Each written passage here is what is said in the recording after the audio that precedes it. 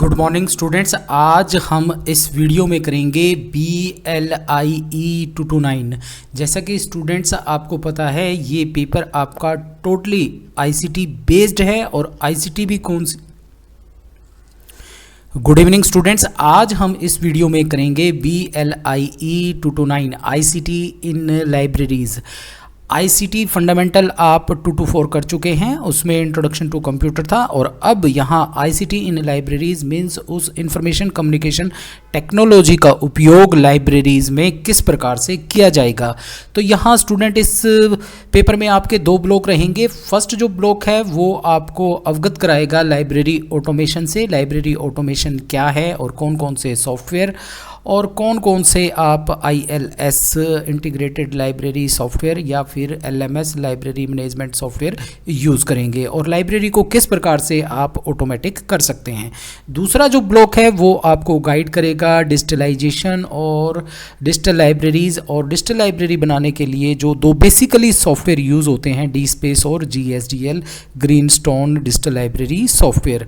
तो ये 2 ब्लॉक रहेंगे। उससे पहले हम इसको करने से पहले हम एक बार इनके क्वेश्चन पेपर देख लेते हैं कि क्वेश्चन पेपर किस प्रकार से आते हैं। जैसे कि स्टूडेंट आपको ज्ञात हो ये पेपर आपका 35 मार्क्स का रहेगा और इसमें जो आपका टाइम मिलेगा जो आपको पेपर करने का वो मिलेगा आपको 1.5 आवर्स का। तो थोड़ा सा ये ध्यान रखें, कुछ ज़्यादा ही ना लिखें आप। आपके जो 2 पोर्शन रहेंगे इस पेपर में आने वाले, इसमें आपको फर्स्ट पार्ट में आपको 3 क्वेश्चन करने हैं, आंसर एनी 3, और वो जो क्वेश्चंस के आंसर देने होंगे वो 250 वर्ड्स में आपको देने होंगे। तो इतना ज़्यादा आप ना लिखें। और दूसरे पार्ट में आपके कुछ शॉर्ट नोट्स रहेंगे और वो शॉर्ट नोट्स जो हैं आपको करने हैं एनी 5। 8 दिए हुए होंगे, 8 में से आपको 5 कोई भी शॉर्ट नोट आपको करने होंगे। तो पेपर का स्ट्रक्चर इस प्रकार से रहेगा। क्वेश्चंस जो हैं हम यूनिट बाय यूनिट जो है रिवीजन करेंगे और रिवीजन करते हुए आज इस वीडियो को पूरा करेंगे। एक क्वेश्चन पेपर और देख सकते हैं आप जिसमें कुछ आपको इम्पोर्टेंट देखने को मिलेगा। वही पेपर का पैटर्न वही है। आपके 3 क्वेश्चन आपको फर्स्ट पार्ट में करने हैं और आपको सेकंड पार्ट में वही 5 शॉर्ट नोट करने हैं। और जो टाइम पीरियड रहेगा मैंने बताया आपको 1.5 आवर का रहेगा और इसमें मैक्सिमम मार्क्स आपके 35 रहेंगे।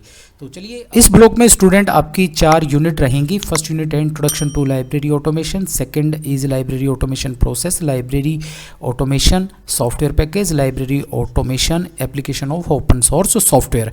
तो इन सभी को समझेंगे। चलिए हम फर्स्ट यूनिट में चलते हैं जहां हम समझेंगे introduction to library automation means library automation क्या होता है। तो लाइब्रेरी ऑटोमेशन में जो जो इंपॉर्टेंट पॉइंट होंगे वो हम चलेंगे। वैसे तो ये सिलेबस काफ़ी डिटेल में है। तो अगर हम बात करें लाइब्रेरी सर्विस की, तो library service require a series of work like acquiring, preparing and organization of document different type and available in the various format. Library के अंदर जो डॉक्यूमेंट्स होते हैं वो विभिन्न फॉर्मेट में होते हैं और उनसे रिलेटेड हमें जो है उनके लिए क्या करना पड़ता है, उनको एक्वायर करना पड़ता है, उनको प्रिपेयर करना पड़ता है और उनकी ऑर्गेनाइजेशन करनी पड़ती है। और ये सारी की सारी एक्टिविटीज़ जो हैं स्टूडेंट ये रिलेट करती हैं आपकी एक्विजिशन ऑफ डॉक्यूमेंट से, टेक्निकल प्रोसेसिंग, सर्कुलेशन से, मेंटेनेंस से। तो सारी चीज़ें हमें जो हैं ये करनी होंगी। मीन्स आप ये मानकर चलें कि लाइब्रेरी के अंदर जितनी भी एक्टिविटीज़ हम परफॉर्म करते हैं वो लाइब्रेरी में लाइब्रेरी के हाउस कीपिंग ऑपरेशन कहलाते हैं। जैसे आपने पहले भी पढ़ा होगा, मैं बात करूं लाइब्रेरी हाउस कीपिंग ऑपरेशन की, तो लाइब्रेरी हाउस कीपिंग ऑपरेशन है आपका एक्विजिशन, डॉक्यूमेंट को एक्वायर करना, प्रोसेसिंग, उस डॉक्यूमेंट की प्रोसेसिंग करना, मीन्स क्लासिफिकेशन, कैटलॉगिंग करना, उसके बाद है सर्कुलेशन।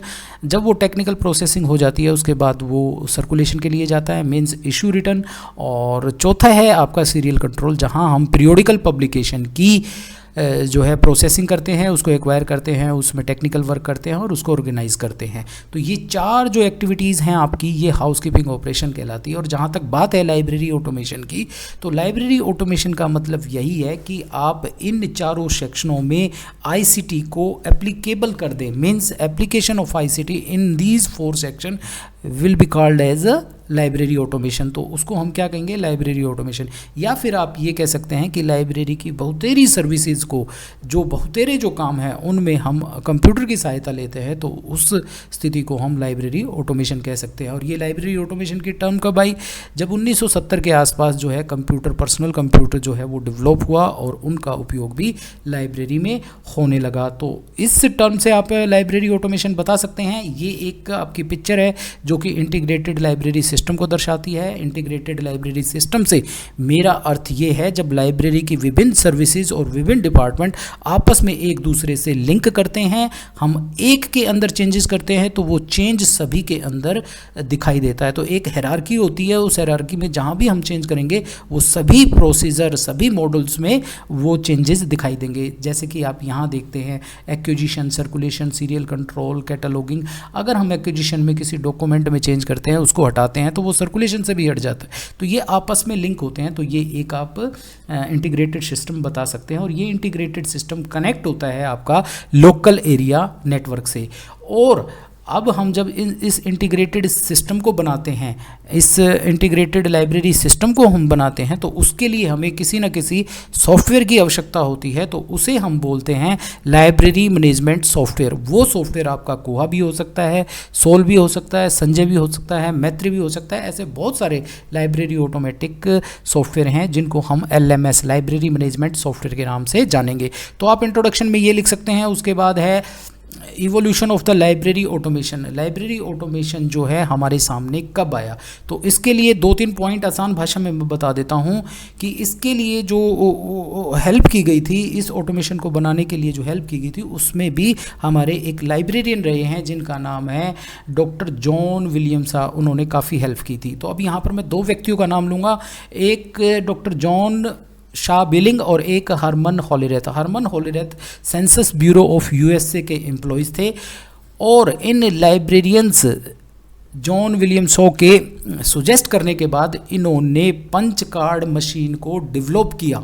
उन्होंने पंच कार्ड मशीन को डेवलप किया जो आगे चलकर हमारे लाइब्रेरी ऑटोमेशन में काफ़ी हेल्पफुल रही। अब ये बताया हुआ है कि जॉन शा बिलिंग जो है पहले क्या करते थे और अब क्या करते हैं। तो ये थोड़ा सा इसको एक बार पढ़ लेना, तो आप नियर अबाउट ये लगाएं कि आपका जो है 1896 में जो है टेबुलेटिंग मशीन जो है फॉर्म की थी इन्होंने, हॉलीरेथ ने। तो ये थोड़ा सा एक बार पढ़ लेना आप, इसमें कोई ज़्यादा वो नहीं है, आप जैसे मैं बता रहा हूँ वैसे भी। अब ये कुछ ईराज बता रखी हैं कि प्री कंप्यूटर ईरा कौन सी है, 1950, ठीक है, इसको हम कहेंगे 1950। उसके बाद फिर स्टैंड अलोन ईरा आई 1960 से 1970 के बीच में। फिर आई ऑनलाइन सिस्टम हमारे सामने आए, वो आए 1970 में, जैसे ही कंप्यूटर आ गए। फिर 1980 में आए जब हमारे जो है पर्सनल कंप्यूटर और CD-ROM वगैरह जो हैं वो आ गए। फिर आई वेब ईरा जहां हम इंटरनेट का उपयोग करने लगे। और फिर उसके बाद 2000 में आया हमारा ओपन ईरा, मीन्स जहाँ बहुत सारे ऐसे ओपन सॉफ्टवेयर बनने शुरू हो गए। तो ये इस प्रकार से भी कर सकते हैं, क्योंकि देखिए पेपर आपका 1.5 आवर्स का है स्टूडेंट, पेपर आपका 1.5 आवर्स का है, ज़्यादा लिखना नहीं है, तो थोड़ा सा समझते चलेंगे। अब है ये कुछ एज बता रखी, जैसे कंप्यूटर की एजेज हुआ करती वैसे ही आपकी लाइब्रेरी ऑटोमेशन की एज है। एक 2 लाइन बता देता हूँ। फर्स्ट एज की जो ऑटोमेशन थी उसमें क्या था, utilization either the commercial automation package, commercial automation package और सॉफ्टवेयर यूज़ किए जाते थे, और जिनका काम क्या था इन हाउस, वो सिर्फ लाइब्रेरी के अंदर ही यूज़ किया करती, पहली स्टेप थी। सेकंड में क्या हुआ, library automation was characterize with the rise of public access. इसमें जो है ओपेक का डेवलपमेंट हो गया, ओपेक आया सेकंड एज में, मतलब जहाँ पर यूज़र्स जो हैं ऑनलाइन पब्लिक एक्सेस कैटलॉग देखने लगे। उसके बाद जो तीसरा जो आया फुल टेक्स्ट एक्सेस होने लगा। यहाँ पर ओपेक के थ्रू तो हम सिर्फ लाइब्रेरी में इतना देख पाते थे कि कौन सी बुक लाइब्रेरी में कहाँ पर पड़ी है ऑनलाइन, और वो लाइब्रेरी में है या नहीं है। अब क्या है, सिर्फ इतना ही जानते थे। अब हम ओपेक के साथ साथ ये पता करने के बाद कि वो बुक वहाँ पर कहाँ पड़ी हुई है, उसको हम डाउनलोड भी करने की स्थिति में आ गए। मीन्स आपके डॉक्यूमेंट्स जो हैं वो अवेलेबल होने लगे ऑनलाइन फॉर्म में और डिजिटल फॉर्म में, जिनको हम जो है डाउनलोड भी कर सकते थे।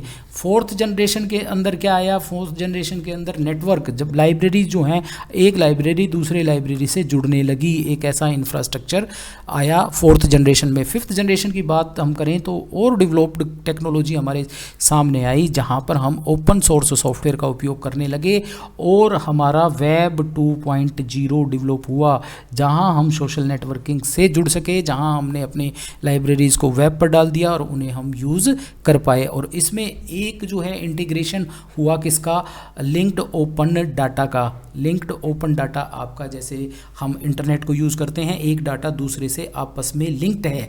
जैसे मैं फेसबुक पर जाऊंगा, फेसबुक पर ही एक अदर साइट का या अदर जो है डोमिनेंट का एक लिंक मिल सकता है जो आपस में जुड़े हुए होते हैं। तो इस प्रकार की टेक्नोलॉजी आई। तो ये फिफ्थ जनरेशन आप ऐसे डिफाइन कर सकते हैं। उसके बाद ये ईयर वाइज आपको देखने हैं, तो ये ईयर वाइज आप देख लेना कितने ईयर से कितने ईयर तक का डाटा इन्होंने शो किया हुआ है। अब है library automated library system. Automated library system जो है हमारे सामने कैसे आया और क्या ज़रूरत हमें जो है पड़ी और ये क्या होता है। The decade wise development of the library automation shows that the effect of the ICT library information centre. मतलब भाई जो आपने ऊपर पढ़ा ईयर वाइज जो आपने डेवलपमेंट देखी कंप्यूटर और कंप्यूटर सॉफ्टवेयर्स की, उसके कारण क्या हुआ, उसके कारण आपको नज़र आया कि ICT इंफॉर्मेशन कम्युनिकेशन टेक्नोलॉजी का लाइब्रेरी और इंफॉर्मेशन सेंटर पर बहुत प्रभाव पड़ा।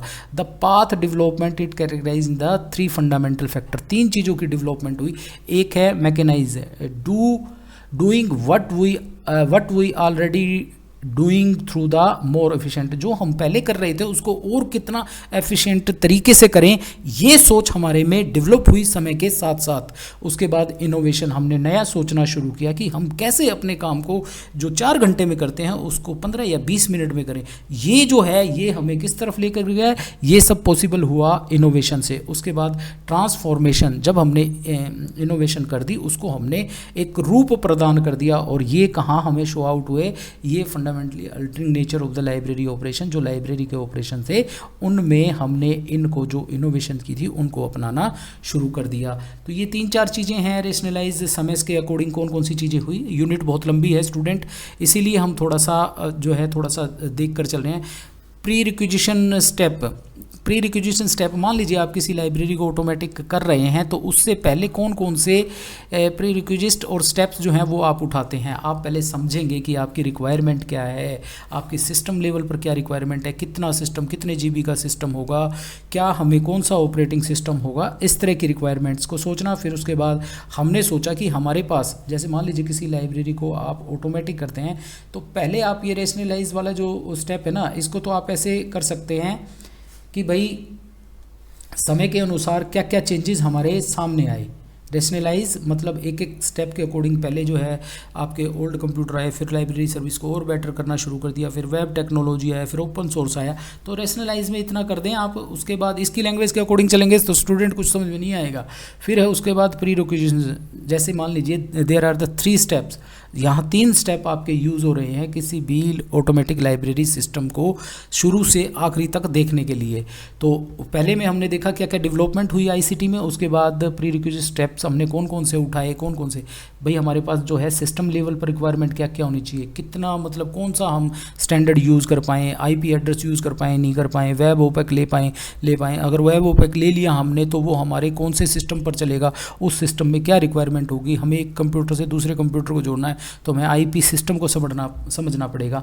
तो ये तो सॉफ्टवेयर जो है आपकी एक प्रकार से हार्डवेयर की रिक्वायरमेंट आप लगाएं सिस्टम लेवल पर।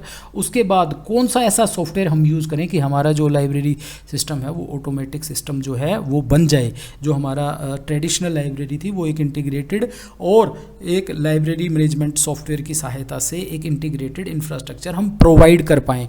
तो उसके लिए आप यहाँ सॉफ्टवेयर लेवल रिक्वायरमेंट मीन्स कौन सा सॉफ्टवेयर हम चूज़ करें, मतलब ऐसा हो जो ऐसा LMS सिस्टम हो जो लाइब्रेरी को इंटीग्रेट कर सके, जो हमें बहुत सारी फैसिलिटीज़ प्रोवाइड करे सके। तो यहाँ पर ये जो LMS है ये सॉफ्टवेयर की क्वालिटीज़ जो हैं कि कैसा सॉफ्टवेयर का चुनाव हमें करना चाहिए। फुली इंटीग्रेटेड होना चाहिए, should be have capability of the support multiple branches, library की मल्टीपल ब्रांचेज जो हैं उनको सपोर्ट करने वाला होना चाहिए। LMS must allow unlimited number of records, भैया ऐसा हो कि जिसके अंदर बहुत सारे हम यूजर्स के और बुक्स के रिकॉर्ड जो है वो डाल सके। तो ये 3 स्टेप आप एक ऑटोमेटिक लाइब्रेरी सिस्टम के बारे में सोच सकते हैं। अब है कि भाई आपको लाइब्रेरी ऑटोमेशन करनी है, मतलब आपको लाइब्रेरी ऑटोमेशन करनी है, हालांकि आगे चलकर हम डिटेल में पढ़ेंगे, परंतु कुछ चीज़ें हमें जो हैं यहाँ समझनी होंगी। स्टेप ऑफ लाइब्रेरी ऑटोमेशन, पहले तो हम करेंगे सॉफ्टवेयर का चुनाव। हमने क्या कहा कि ये कॉम्प्लेक्स जो है मतलब प्रोसीजर है लाइब्रेरी को ऑटोमेटिक करना, परंतु हम कुछ चीज़ों का चुनाव कर सकते हैं, जैसे सॉफ्टवेयर का चुनाव करेंगे, हम हार्डवेयर का चुनाव करेंगे, कौन सा हार्डवेयर कंपेटिबल है इस सॉफ्टवेयर से नहीं है, फिर साइट कहाँ पर आपको ये ऑटोमेटिक करनी है, फिर हम जो है स्टाफ को जनरल ट्रेनिंग देंगे, कस्टमाइजेशन, सॉफ्टवेयर के अंदर ऐसा सिस्टम होना चाहिए जिसको हम समय समय पर चेंज भी कर सकते हों। उसके बाद हमें बताना होगा, समझना होगा बिब्लियोग्राफिकल डाटा एंट्री क्या होती है, एडमिनिस्ट्रेटिव डाटा एंट्री क्या होती है, फाइनेंशियल डाटा एंट्री क्या होती है, कमीशनिंग, फिर हम जो है स्पेशली जो है क्या करते हैं, हम कमीशन करते हैं, व्यक्ति को जो है उस अपॉइंट करते हैं कि आपको ये काम जो है कम करना कैसे है, और इन सारी सिस्टम को जो हमने समझा इसको इम्प्लीमेंट किस प्रकार से करना है। अब है प्रोसीजरल मॉडल। प्रोसीजरल मॉडल, मान लीजिए आप लाइब्रेरी के अंदर लाइब्रेरी को ऑटोमेटिक करने जा रहे हैं, तो उसके लिए क्या प्रोसीजर होगा और आपके पास कौन कौन से मॉडल, प्रोसीजरल मॉडल अवेलेबल होंगे। तो सबसे पहले तो आपको ये समझना होगा कि लाइब्रेरी हाउसकीपिंग ऑपरेशन क्या होते हैं। जैसे मैंने बताया, फर्स्ट एक्विजिशन, दूसरा है प्रोसेसिंग, और तीसरा है उसको उपयोग मीन्स सर्कुलेशन, और चौथा है मेंटेनेंस। ये 4 चीज़ें जो हैं लाइब्रेरी के अंदर बेसिकली होती हैं। एक इसमें सीरियल कंट्रोल भी आना चाहिए, सीरियल कंट्रोल नहीं है, परंतु अगर आप किसी लाइब्रेरी को ऑटोमेटिक करने जा रहे हैं तो इन 4 फंक्शंस को समझना जरूरी है, और इन 4 सेक्शंस के अंदर हमें क्या क्या काम करना होता है, जैसे बुक्स को सिलेक्ट करना, उसको ऑर्डर करना, उसको रिसीव करना, उसकी एक्सेसिंग करना, ये चीज़ें क्या हैं। प्रोसेसिंग में हम क्लासीफाई करते हैं, कैटलॉगिंग करते हैं, बुक्स पर लेबल लगाते हैं, फिर उनको सेल्फ पर रखते हैं। यूज़र्स यूज़ में क्या है, जैसे हमें सर्कुलेश करनी है, लोकेट, बुक को आसानी से जो है लोकेट किया जा सके, लैंड, उसे जो है उधार दिया जा सके, मीन्स इशू किया जा सके, रिजर्व किया जा सके, रिकॉल किया जा सके, इंटर लाइब्रेरी लोन किया जा सके, फोटोकॉपी की जा सके। अब है मेंटेनेंस, बाइंड करवानी है, मान लीजिए बुक कट फट जाए, बाइंडिंग है या रिप्लेस करनी है, डिस्कार्ड करनी है, तो ये सारी प्रोसेसिंग आपको समझनी होगी। और प्रोसेसिंग जो प्रोसीजरल मॉडल है वो यही है कि इन सभी एक्टिविटीज़ को जो ये दिखाई दे रही है, जितने मैंने टिक किया है, इन सभी को कंप्यूटर की सहायता से परफॉर्म करना या फिर किसी लाइब्रेरी सॉफ्टवेयर पर परफॉर्म करना ही आपका लाइब्रेरी ऑटोमेशन कहलाएगा। तो अब यहाँ पर प्रोसीजरल मॉडल बता दिया आपका, ठीक है। प्रोसीजरल मॉडल है ऑफ लाइब्रेरी ऑटोमेशन कि भाई आप किस प्रकार से किसी लाइब्रेरी को एक प्रोसीजर मतलब समझेंगे कि लाइब्रेरी को किस प्रकार से हम जो है ऑटोमेटिक कर सकते हैं। तो सबसे पहले है लाइब्रेरी सिस्टम। पूरा एक लाइब्रेरी है, उस लाइब्रेरी के अंदर जो ऑपरेशन है, ऑपरेशनल सब सिस्टम कौन से हैं, वो है एक्विजिशन, प्रोसेसिंग और यूज़। ये 3 जो हैं ये आपके ऑपरेशन है जो व्यक्तियों द्वारा परफॉर्म किए जाते हैं, ठीक है। तो इनमें एक्विजिशन में ये सारी चीज़ें हैं, और इनको अब क्या करना है, इनको अब एक्टिवेट करना है, रिपोर्ट बनानी है इनकी, इन सारों की, मीन्स कंप्यूटर पर आपको ये काम करना है कि कैसे सिलेक्ट करेंगे, कैसे ऑर्डर करेंगे। तो this is the procedural model of library automation. उसके बाद है एक एडमिनिस्ट्रेटिव स्टेप भी होता है इसमें। एडमिनिस्ट्रेटिव स्टेप के अंदर हम क्या करते हैं, मेंटेनेंस, रिप्लेस वगैरह ये सारी चीज़ें और रिपोर्ट वगैरह जो है ये बनाते हैं हम। तो इसको सारे को ऑटोमेटिक कर दिया हमने किसी LMS की सहायता से, तो that is called the procedural model. अब प्रोसीजरल में ये एक्टिविटीज़ बता दी आपकी, ये एक्टिविटीज़ थोड़ा देख लेना जो मैंने ऊपर बताई है कि भाई हम जो है रिकॉर्ड को कभी कभी जो है कैंसिल भी करेंगे, कभी कभी मान लीजिए हमारी बुक जो है गलत इशू हो गया, गलत चढ़ गई, तो उसको भी हम वो करेंगे, हम किस प्रकार से लाइब्रेरी में इन चीज़ों को करेंगे। अब उसके बाद है थोड़ा सा डिफरेंस आपको बताना होगा, traditional, automation and digital. 3 era रही हैं आपकी, 3 ईराज ऑफ लाइब्रेरी सिस्टम। तो इन तीनों को एक बार वैसे देख लेंगे, आपको कोई लंबी चौड़ी कहानी नहीं करनी है। अगला जो सेक्शन है हमारा, वो अगला सेक्शन है ही डिजिटल लाइब्रेरी का, तो इसको हम ज़्यादा डिटेल में ना जाके हम जो है नीचे यहाँ पढ़ेंगे कि व्हाट इज़ ट्रेडिशनल लाइब्रेरी।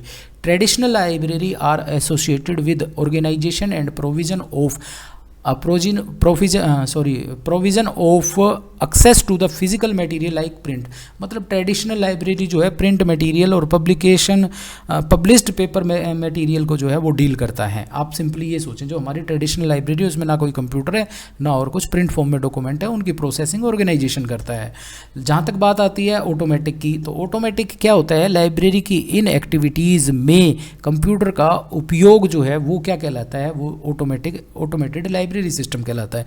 अब इसके अंतर्गत हम क्या करते हैं, एक सॉफ्टवेयर को यूज़ करते हैं, पर वो सॉफ्टवेयर जो है वो लिमिटेड होता है, वो सिर्फ हमारी सहायता करता है बुक्स को इशू रिटर्न करने में और उस बुक को लोकेट करने में लाइब्रेरी में, और इसमें यूज़ होगा ऑनलाइन पब्लिक एक्सेस कैटलॉग्स।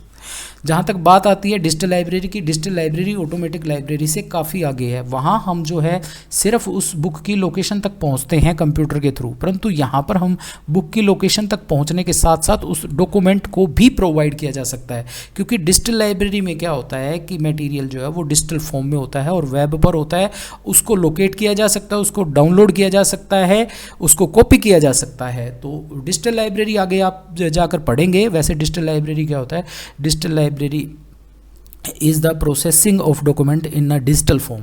जो डिजिटल फॉर्म में आपके डॉक्यूमेंट होते हैं उनकी प्रोसेसिंग जो है और उनकी ऑर्गेनाइजेशन जो है वो डिजिटल लाइब्रेरी करती है। अब वो डिजिटल डॉक्यूमेंट कैसे हो गए, जैसे हम किसी डॉक्यूमेंट को जो है हम क्या कर दें, हम उसको जो है कन्वर्ट कर दें PDF में, JPG में, ऑडियो वीडियो मटेरियल में। तो इस प्रकार से अगर कोई कहे कि किसी डॉक्यूमेंट को आपको डिजिटल करना है तो आप उसकी फॉर्म को चेंज कीजिए, फॉर्मेट को चेंज कीजिए। मीन्स प्रिंट जो बुक है उसको आप जो है स्कैन करिए, स्कैन करके PDF बना सकते हैं, उसकी ऑडियो वीडियो बना सकते हैं। तो वो जो है वो एक प्रकार का डिजिटलाइजेशन है। अब यहाँ पर आप देखेंगे what is the difference between automated library system and digital library system. थोड़ा थोड़ा देख लेते हैं। Only Meta data, cataloguing data, finally search. इसके अंदर सिर्फ हम जो है बुक को सर्च कर सकते हैं, ठीक है, मेटा डाटा के थ्रू। और इसमें क्या है, हम सर्च भी करेंगे और वो डॉक्यूमेंट, फुल टेक्स्ट डॉक्यूमेंट भी यूज़र को प्रोवाइड किया जा सकता है, क्योंकि डिजिटल लाइब्रेरी के अंदर बुक जो है डिजिटल फॉर्म में अवेलेबल हो सकती है, वो उसको डाउनलोड भी कर सकता है। Provide document description data set, इसमें सिर्फ उसकी डॉक्यूमेंट की डिस्क्रिप्शन बताई जाएगी, इस ऑथर की ये बुक लाइब्रेरी में है। परंतु यहाँ पर क्या होगा, वो डिस्क्रिप्शन तो बताई ही जाएगी, उसके साथ साथ वो डॉक्यूमेंट उसको दिया जा सकता है। इसमें जो है स्टैंडर्ड यूज़ होता है Z39.5 और इसके अंदर होता है OAI PMH, ये याद कर लेना। स्पोर्ट मार्क को सपोर्ट करता है ये, और ये डुब्लिम कोर और GIL इनको सपोर्ट करता है। तो 3-4 पॉइंट हैं, इनसे आप डिजिटल लाइब्रेरी और ऑटोमेटिक लाइब्रेरी को आप डिफाइन कर सकते हैं। वैसे मैं सिंपली बता दूं, ऑटोमेटिक लाइब्रेरी में क्या होता है, लाइब्रेरी के अंदर रखी हुई बुक्स को कंप्यूटर की सहायता से उसकी ऑर्गेनाइजेशन, उसकी प्रोसेसिंग की जाती है, बस इतना। डॉक्यूमेंट को डिजिटल नहीं किया जाता। परंतु डिजिटल लाइब्रेरी में क्या होता है कि कंप्यूटर की सहायता पर उस डॉक्यूमेंट को यूज़र को अवेलेबल करवा दिया जाता है इन PDF फॉर्म, इन ऑडियो वीडियो फॉर्म। तो इस प्रकार से आप डिजिटल लाइब्रेरी और इनको डिफाइन कर सकते हैं। उसके बाद है automation library system standard and software. भाई देखो, ऑटोमेटिक लाइब्रेरी बनानी है आपको तो कुछ स्टैंडर्ड्स आपको फॉलो करने होंगे और कौन कौन से सॉफ्टवेयर जो हैं वो आपको रिक्वायर्ड होंगे। तो स्टैंडर्ड में 2-4 आप पढ़ लेना कि किसी लाइब्रेरी को अगर हम ऑटोमेटिक करनी है तो कुछ गाइडिंग स्टैंडर्ड्स होंगे जिनको हमें फॉलो करना है। इनमें से 4-5 को याद कर लेना, ये दिए हुए ना, इनमें से ये कि भाई जो है ये स्टैंडर्ड हम जो है ऑटोमेटिक लाइब्रेरी बनाने के लिए यूज कर सकते हैं। तो ये डिटेल में जाना नहीं है हमें। उसके बाद है स्टूडेंट सॉफ्टवेयर। अब आपका सॉफ्टवेयर का जो चुनाव करेंगे वो सॉफ्टवेयर किस प्रकार का हो, ऐसा हो जो इंटीग्रेटेड फैसिलिटी प्रोवाइड करता हो, और ऐसा लाइब्रेरी ऑटोमेशन सॉफ्टवेयर पैकेज हो जिसमें विभिन्न मॉडल हों। मॉडल से मेरा मतलब ये है कि आपने कोई लाइब्रेरी मैनेजमेंट सॉफ्टवेयर ले लिया, LMS ले लिया आपने। LMS लेने के बाद उसमें मॉडल्स होने चाहिए, जैसे कैटलॉगिंग का हो गया, सर्कुलेशन का, सीरियल कंट्रोल का और आपका सर्च का, ये मॉड्यूल्स हो गए आपके। उनके नीचे जो है आपके सब सिस्टम हो कि आप कैटलॉगिंग किस प्रकार से करेंगे, सर्च कैसे करेंगे, इशू रिटर्न में क्या क्या चीज़ें होंगी, जैसे यूज़र रजिस्ट्रेशन, बारकोड वगैरह, ये सारी चीज़ें। तो ऐसे सॉफ्टवेयर के अंदर जो हैं आपके ये फैसिलिटी हो, मतलब कोई भी LMS सॉफ्टवेयर हो उसके अंदर क्या क्या फैसिलिटीज़ होनी चाहिए ये पढ़ लेना। ऑर्डरिंग के अंदर ये चीज़ें होनी चाहिए, कैटलॉगिंग के अंदर ये चीज़ें होनी चाहिए। 2-4 पॉइंट याद कर लेना। एक्सेस भी हो सके उससे, सर्कुलेशन कंट्रोल भी हो सके। तो ऐसे LMS सॉफ्टवेयर हों जिनमें ये फैसिलिटीज़ अवेलेबल हों। उसके बाद है automatic library system global recommendation. भाई आप लाइब्रेरी को ऑटोमेटिक सिस्टम प्रोवाइड कर रहे हैं या आप लाइब्रेरी को ऑटोमेटिक बना रहे हैं, तो इंटरनेशनल लेवल पर क्या क्या रिकमेंडेशन है, मतलब क्या क्या, मतलब आपको चीज़ों को जो है मानना पड़ेगा। जैसे OLE रिकमेंडेशन हो गई। OLE क्या है, ओपन लाइब्रेरी इन्वायरमेंट। ये एक प्रोजेक्ट है इसकी रिकमेंडेशन, इसके द्वारा दिए गए कुछ रूल रेगुलेशन है जो वो फॉलो होने चाहिए। मीन्स आपका जो स्ट्रक्चर होगा वो सर्विस ओरिएंटेड होना चाहिए। आपका एलएमएस जो है ना, सॉफ्टवेयर जो है जिससे आप लाइब्रेरी को ऑटोमेटिक करेंगे, वो सर्विस ओरिएंटेड आर्किटेक्चर हो। उसमें जो है विभिन्न प्रकार की सर्विसेज जो हैं वो प्रोवाइड की जानी चाहिए, फ्लेक्सिबल होना चाहिए। तो इसको थोड़ा सा आप पढ़ेंगे तो इसके अकॉर्डिंग आप इसको कर पाएंगे। उसके बाद ILSDI, भाई digital library, integrated library software कैसा हो, डिस्कवरी इंटरनेट टास्क ग्रुप द्वारा होना चाहिए। मतलब उस पर जो है सर्च के लिए भी आपकी फैसिलिटी अवेलेबल हो। अब वो कौन कौन सी हो सकती है, इम्प्रूव द डिस्कवरी, ठीक है, सपोर्ट ए क्लियर सेट। मतलब इस रिकमेंडेशन के अकॉर्डिंग लाइब्रेरी सॉफ्टवेयर कैसा होना चाहिए, ऐसा हो जो डिस्कवरी को इम्प्रूव करे, support A clear set of the operation करे। तो ये कुछ दी हुई हैं इनमें, ये आप एक बार पढ़ लेना, ज़्यादा डिटेल में हम जाएंगे नहीं क्योंकि ये फिर है रिक्वेस्ट फॉर प्रपोजल। ये देखिए आगे चल के बहुत अच्छे से पढ़ेंगे आप इसको, रिक्वेस्ट फॉर प्रपोजल, और इम्पोर्टेंट है ये। तो रिकमेंडेशन के अकॉर्डिंग था ऊपर तो कि भाई आपके सॉफ्टवेयर किस प्रकार के हों। एक रिक्वेस्ट फॉर प्रपोजल, मान लीजिए आप किसी लाइब्रेरी को ऑटोमेटिक बनाने जा रहे हैं तो आप कैसा सॉफ्टवेयर बनाएंगे, तो उसके लिए आपको सभी के द्वारा जो रिक्वेस्ट की गई है वो होनी चाहिए। इसमें क्या होगा, मान लीजिए मैं एक नया लाइब्रेरी सॉफ्टवेयर बनाने जा रहा हूं, तो मैं क्या करूंगा, पहले मैं सिस्टम को समझूंगा। तो मैं लाइब्रेरियन के एंड से जो उसकी रिक्वायरमेंट होगी उसको समझूंगा, और जो वेंडर के एंड से रिक्वायरमेंट होगी वो मैं समझूंगा, जो यूज़र चाहता है उसकी एंड से मैं समझूंगा। तो इन तीनों चारों जो चाहते हैं ये, इनकी जो डिमांड है उनको मैं रिक्वेस्ट के रूप में अपने माइंड में रखूंगा और फिर एक नए सॉफ्टवेयर का निर्माण करूंगा। तो सॉफ्टवेयर कैसा होना चाहिए, रिक्वेस्ट फॉर प्रपोजल होना चाहिए। कि भाई एक व्यक्ति चाहता है कि मुझे जो है अपना, मैंने जो है कोहा में काम किया है और मैं कल को जो है उसको सोल सॉफ्टवेयर में मतलब शिफ्ट करूंगा अपनी लाइब्रेरी को, तो मेरी डिमांड ये है कि ऐसा सॉफ्टवेयर होना चाहिए कि जो मेरा डाटा मैंने कोहा में किया उसको उठाकर मैं जो है सोल में डाल दूँ एक क्लिक करके, वो कंपेटिबल हो सोल सॉफ्टवेयर भी मेरे इस डाटा से। तो इसमें क्या है कि इसमें रिक्वेस्ट फॉर प्रपोजल से आप जब सॉफ्टवेयर बनाएंगे तो बेटर कंडीशन का बेस्ट बनेगा। अब आप इसके अंदर नीड फॉर RFP देख सकते हैं, क्यों होती है नीड फॉर डेवलपमेंट RFP, भाई क्यों हो, नेचुरल सी बात है भाई। रिक्वेस्ट फॉर प्रपोजल के बाद जब सॉफ्टवेयर बनेगा ना तो बिल्कुल बढ़िया बनेगा। देखिए जब भी कोई पहली बार कोई सॉफ्टवेयर बनाता है तो अपने माइंड में कुछ बातें तो ध्यान रखेगा। वो कुछ बातें एक तो उसके खुद के दिमाग से हों बस, और एक उसने वेंडर को से भी मीटिंग की है, वो उसने रिक्वायरमेंट बताई उसके अकॉर्डिंग, यूजर से मीटिंग की है, यूजर्स क्या चाहता है उसके अकॉर्डिंग, और एक जो लाइब्रेरियंस है उससे मीटिंग की उसकी डिमांड के अकॉर्डिंग। तो सॉफ्टवेयर के लिए ये इसलिए ज़रूरी होती है रिक्वेस्ट फॉर प्रपोजल। डिटेल में हम जाएंगे नहीं। अब ये component of RFP, request for proposal के कंपोनेंट क्या होंगे। एक है कि जब भी आप सॉफ्टवेयर बनाएंगे तो background information about the library ये पता होनी चाहिए। जैसे आप एक स्कूल की लाइब्रेरी के लिए बना रहे हैं या यूनिवर्सिटी की library, what are its mission और विजन एंड गोल, लाइब्रेरी के क्या मिशन है क्या गोल है। What service does is offer, library क्या सर्विसेज प्रोवाइड करती है ताकि मैं अपने सॉफ्टवेयर में वो चीज़ें डालूं। What is the size of the collection, collection का साइज़ क्या है। अब ऐसे ही detail statement, what are the objective of the library automation, क्यों करना चाह रही है यूनिवर्सिटी लाइब्रेरी हो। तो मैं अगर इन सारे क्वेश्चंस के आंसर अगर देख कर चलूँगा, जैसे वेंडर के पॉइंट ऑफ व्यू से, who are the potential ILS vendor, many satisfaction requirement, ठीक है, how these vendors can contacted, किस प्रकार से कॉन्टैक्ट कर सकते हैं लाइब्रेरीज में, तो इनकी भी रिक्वायरमेंट होगी, टाइम फ्रेम क्या होगा। तो इन सारी चीज़ों से जब हम LMS का निर्माण करते हैं तो ये जो क्वेश्चंस हैं इन क्वेश्चंस के आंसर जो हैं वो RFP है। अब ये RFP आपको लेनी है। मान लीजिए मैं एक लाइब्रेरी का स्टूडेंट हूँ और कल को मैं डेवलप होकर चला जाता हूँ और मैं पढ़कर चला जाता हूँ, मैं एक लाइब्रेरी के अंदर नया सॉफ्टवेयर बनाना चाहता हूँ, तो मैं कैसे इस रिक्वेस्ट प्रपोजल को जो है इनिशिएट करूँगा। जैसे क्वेश्चनियर था आपका रिसर्च के लिए, तो इन पॉइंट्स को आप स्टूडेंट्स आप देख सकते हैं। उसके बाद है automated library system trend and future. भाई अब ट्रेंड में क्या चल रहा है और फ्यूचर में क्या, जो लाइब्रेरी ऑटोमेटिक लाइब्रेरी जो सिस्टम है आपका जिसमें आप काम करेंगे, एक लाइब्रेरी ऑटोमेटिक बन गई है तो वो कैसी होनी चाहिए, वो उसमें क्या क्या होना चाहिए, वो भाई सिस्टम होना चाहिए एक ILS इंटीग्रेटेड लाइब्रेरी सॉफ्टवेयर में या सिस्टम के अंदर। वो कैसा होना चाहिए, वो होना चाहिए सर्विस ओरिएंटेड आर्किटेक्चर हो आपका, जिसमें जो है यूजर्स की सभी प्रकार की डिमांड्स जो हैं वो पूरी की जा सकें, जिसमें लाइब्रेरी की रिक्वायरमेंट है वो सारी की सारी पूरी की जा सकें। तो ऐसे आर्किटेक्चर से परिपूर्ण होना चाहिए ILS। ये ट्रेंड में चल रहा है और फ्यूचर में भी आप बनाएंगे तो ऐसे आपका जो है ILS कैसा होना चाहिए, वो होना चाहिए क्लाउड बेस्ड लाइब्रेरी ऑटोमेशन होनी चाहिए। आप कल को ILS बनाने जा रहे हो तो वो जो है उसके अंदर जो है क्या होना चाहिए, वो क्लाउड बेस्ड होना चाहिए। मतलब आप उसको कहीं से भी रन कर सकते हैं। जैसे मेरी यूट्यूब चैनल है, मैं कहीं से भी जो है, आप कहीं पर भी बैठो, कहीं से भी आप जो है वीडियो डाल सकते हो। आज जैसे मैं हरियाणा से नहीं डाल रहा हूँ, कहीं और से डाल रहा हूँ, तो मैं ये सारी चीज़ें जो हैं इनका यूज़ मैं जो है कर सकूँ। तो ऐसा होना चाहिए, क्लाउड बेस होना चाहिए। जैसे आप क्लाउड बेस होता है ऐसी चीज़ जो आपको दिखाई नहीं देती परंतु वो होती है। जैसे आपका ईमेल अकाउंट, आप अपनी ईमेल आईडी को चाहे इंडिया में खोलें चाहे विदेश में खोलें, परंतु चीज़ें वो सेम की सेम रहेंगी, वो क्लाउड में रहेंगी। तो ऐसी बेस्ड आर्किटेक्चर होना चाहिए आपका। तो इनको थोड़ा सा पढ़ना।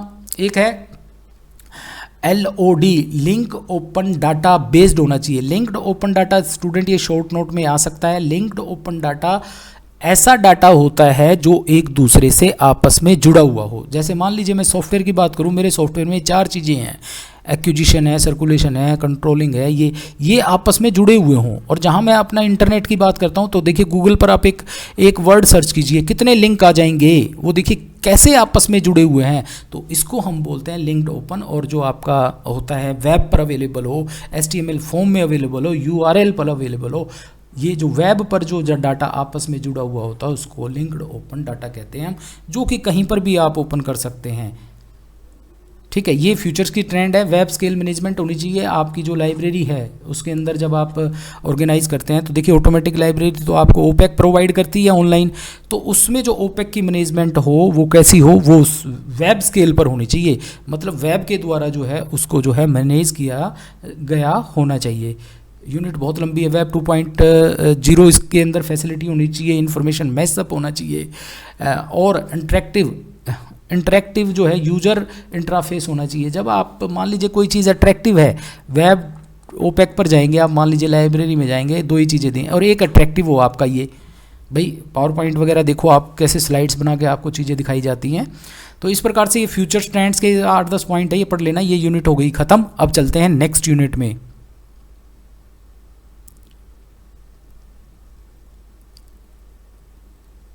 काफ़ी लंबी यूनिट थी स्टूडेंट ये। उसके बाद है आपकी लाइब्रेरी ऑटोमेशन प्रोसेस। आप लाइब्रेरी को ऑटोमेटिक किस प्रकार से करेंगे, मैंने पहले भी बताया और अब भी बता देता हूँ। लाइब्रेरी के अंदर जितने भी हमारे सेक्शन हैं, हाउसकीपिंग ऑपरेशन के सेक्शन हैं, और उनके अंदर जितनी भी एक्टिविटीज़ हैं उन सब को कंप्यूटर पर परफॉर्म करना है किसी ना किसी सॉफ्टवेयर की सहायता से। तो आप जो है वो लाइब्रेरी को ऑटोमेटिक कर सकते हैं उसको। तो उससे पहले हमें समझना होगा फ्लो चार्ट।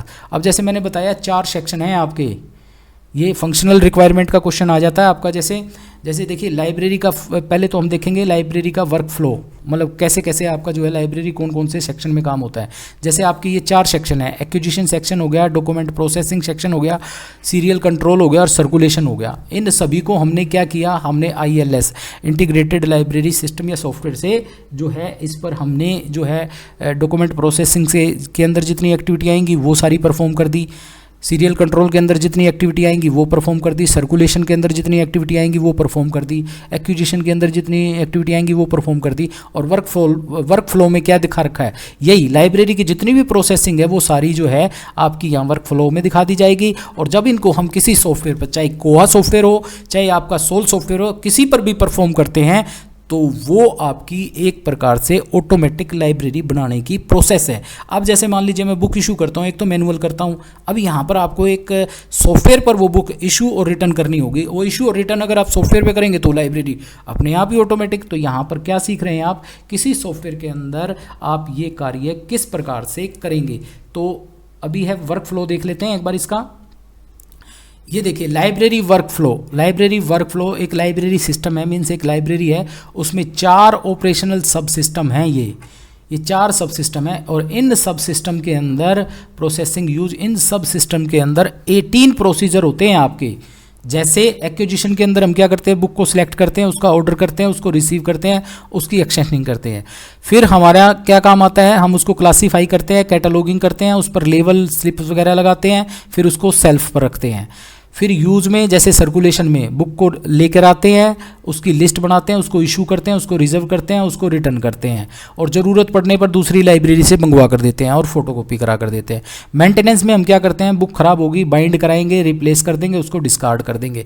तो ये सारा का सारा वर्क फ्लो है आपकी लाइब्रेरी का, काम किस प्रकार से होता है। उसके बाद हम 6 एक्टिविटीज़ जो कि एडमिनिस्ट्रेटिव लेवल पर हमें करनी होती है, जैसे हम कोई रिपोर्ट बना दें, किसी रिकॉर्ड को कैंसिल कर दें, मान लीजिए हमने बुक की एंट्री कर दी, वो गलत एंट्री हुई, तो हम उसकी एंट्री जाकर एडमिनिस्ट्रेशन में जो ये 6 एक्टिविटी हैं इनमें जाके हम जो है इसको काट देते हैं, इसको ख़त्म कर देते हैं। तो आपके ये जो 15 टास्क होंगे, ठीक है, 6 एक्टिविटी और 18 प्रोसीजर होंगे, इन सब को आपको क्या करना है, जैसे मैंने यहाँ बता दिया ये क्या क्या होंगे।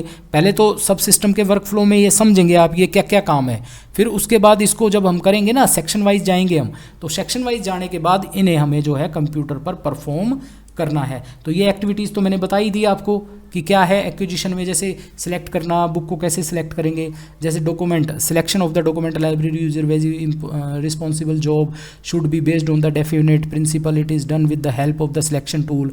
जैसे बिब्लियोग्राफी पब्लिशर कैटलॉगिंग की सहायता से करना चाहिए, मतलब हमें बुक्स कौन सी मंगवानी है उसको सिलेक्ट कैसे करेंगे वो प्रोसीजर बताया। फिर करने के बाद हम पब्लिशर ढूंढ को उसको ऑर्डर करेंगे, फिर हम उसको रिसीव करेंगे, फिर उसको जो है स्टॉक रजिस्टर में एक्सेशन करेंगे। तो ये सारे काम आप जब कंप्यूटर पे करेंगे तो वही आपका ये एक प्रकार से आपका क्या हो गया, लाइब्रेरी को ऑटोमेटिक करने का प्रोसेस हो गया। तो प्रोसेसिंग में क्या करेंगे हम, भाई क्लासीफाई, कैटलॉगिंग वगैरह ये सारी चीज़ें करेंगे। तो यहाँ पर ये सारे इन सेक्शनों के काम जो है वर्क फ्लो को दिखाया गया है। और उसके बाद स्टूडेंट अब आप जब ऑटोमेटिक फ्लो चार्ट देखेंगे तो यहाँ आप अलग से देखेंगे, हाँ ये रहा एक्विजिशन सबसेक्शन। मैंने बताया ना 4 प्रोसीजर थे आपके, ये चारों प्रोसीजर अब सबसेक्शन इन ILS मतलब किसी सॉफ्टवेयर पर, इंटीग्रेटेड लाइब्रेरी सॉफ्टवेयर, चाहे वो कोहा हो चाहे वो सोल हो, उन पर आपको इनको परफॉर्म करना है। किस तरीके से परफॉर्म करना है वो अपने आप में उस सॉफ्टवेयर की रिक्वायरमेंट है। जैसे आप कोहा में कैटलॉगिंग करें, आप सर्कुलेशन में करें, सॉरी आप सोल में करें, या कोई भी सॉफ्टवेयर ई ग्रंथालय में करें, कोई भी। अब देखो फंक्शनल रिक्वायरमेंट क्या है। अब फंक्शनल रिक्वायरमेंट से मेरा मतलब है कि इस एक्विजिशन में कौन कौन से काम आपको करने हैं, ठीक है। ये देखो कौन कौन से काम करने हैं, इनको एक बार ये वाले पॉइंट देख लें। The basic activities of automatic acquisition subsystem are receive of the item to be acquired, ठीक है। चेक, उसको चेक करेंगे आइटम को कि भाई वो ऑलरेडी हमारी लाइब्रेरी में अवेलेबल ही नहीं है। जब भी हम कोई बुक को ऑर्डर करेंगे तो पहले हम सिलेक्ट करेंगे, सिलेक्ट करने के बाद हम चेक करते हैं कि क्या वो मटेरियल पहले लाइब्रेरी में अवेलेबल तो नहीं है, अवेलेबल है तो उसको नहीं हम ऑर्डर करेंगे, ठीक है। डिस्पैच और ये activities, these are the functional requirement of the acquisition. जो कार्य आप करेंगे उस सेक्शन के अंदर और वही आपको जो है किसी सॉफ्टवेयर पर परफॉर्म करने हैं। ऐसे ही वर्क फ्लो आ गया ये आपका पूरा का पूरा। उसके बाद है आपका स्टूडेंट, जैसे दूसरा जो है आपका सेक्शन, उस पर आपको ये करना है। जैसे डॉक्यूमेंट प्रोसेसिंग ILS पर करेंगे, डॉक्यूमेंट प्रोसेसिंग सब सिस्टम जो है वो क्या करेंगे। अब प्रोसेसिंग करने के लिए आपको कौन कौन सी चीज़ें यूज़ करनी है, जैसे प्रोसेसिंग में क्लासिफिकेशन और कैटलॉगिंग होती है, ठीक है। तो इसमें वही है कि मार्क 21 के अंदर आपको कैटलॉगिंग करनी है या यूनिमार्क में करनी है, कौन से में करनी है, कौन सा आपका सॉफ्टवेयर है, तो उसमें आपको किस प्रकार से कैटलॉगिंग करना है, इसको समझने के लिए मेरी जो है BLI 227 उसमें मैंने मार्क के अंदर मीन्स कोहा के अंदर कैटलॉगिंग कर दिखाई हुई है, और प्रैक्टिकल का जो पोर्शन है उसमें भी दिखाई हुई है। तो वहाँ पर ये अथॉरिटी फाइल और ये सारी चीज़ें हैं, परंतु ये आप लिखने के तौर तरीके से आप कह सकते हैं फंक्शनल रिक्वायरमेंट ऑफ प्रोसेसिंग। जब भी हम किसी डॉक्यूमेंट की प्रोसेसिंग करेंगे तो हमें पहले देखना होगा कि कौन सी कैटलॉगिंग प्रोसीजर है, कौन सा क्लासिफिकेशन है, और उसको परफॉर्म करना है हमें उस सॉफ्टवेयर पर। तो ओपेक वगैरह जो है इसके अंदर आ जाएगा। ऐसे ही ये जो चारों सेक्शन हैं स्टूडेंट आपके कोहा पर, उन सब को आपको करके देखना है। अब है जैसे सीरियल कंट्रोल हम ILS पर कैसे करेंगे। Serial international serial data system है जिसके अंदर हम जो है क्या करते हैं, हम जैसे मान लीजिए आपको जो है सीरियल्स जो हैं वो उसकी प्रोसेसिंग करनी है, तो आपको फंक्शनल रिक्वायरमेंट क्या होंगी, भाई आप न्यू सब्सक्रिप्शन ले रहे हैं, मतलब सीरियल कंट्रोल में क्या होता है, आपका जैसे मैगज़ीन हो गई, आपके पीरियोडिकल्स हो गए, उनकी प्रोसेसिंग, उनको लाइब्रेरी में किस प्रकार से लाना, उनको ऑर्गेनाइज कैसे करना है, बजट के जितने भी काम होंगे वो सारे करने हैं। जैसे आप नया सब्सक्रिप्शन दे रहे हैं, रिन्यूअल कर रहे हैं, कैंसिल कर रहे हैं, बजट कंट्रोल कर रहे हैं, तो यहाँ पर मैगज़ीन, न्यूज़पेपर, जर्नल से रिलेटेड जितनी भी कार्य होंगे वो आपकी फंक्शनल रिक्वायरमेंट होगी, और वो किस पर होगा, वो आपका सॉफ्टवेयर पर होगा। तो वही आपका जो है सॉफ्टवेयर पर ये सारी की सारी चीज़ें आपको सॉफ्टवेयर पर परफॉर्म करनी है। तो इतनी डिटेल में जाने की ज़रूरत नहीं है स्टूडेंट, क्योंकि ये पेपर है आपका बहुत छोटा, मतलब 35 नंबर का है, परंतु मटेरियल बहुत दिया हुआ है इसमें। ऐसे ही सर्कुलेशन सिस्टम किसी भी ILS पर कैसे करेंगे आप, फंक्शनल रिक्वायरमेंट में आप ये पॉइंट्स पढ़ने ना, टू लोकेट सर्कुलेशन आइटम। भाई आप बुक को इशू रिटर्न करेंगे तो पहले आपके पास वो बुक होनी चाहिए। फिर एडिटिफाई बुक ऑन लोन, भाई आपको कैसे मतलब करनी है, लोन पर देनी है, रिजर्व करनी है, क्या करना है।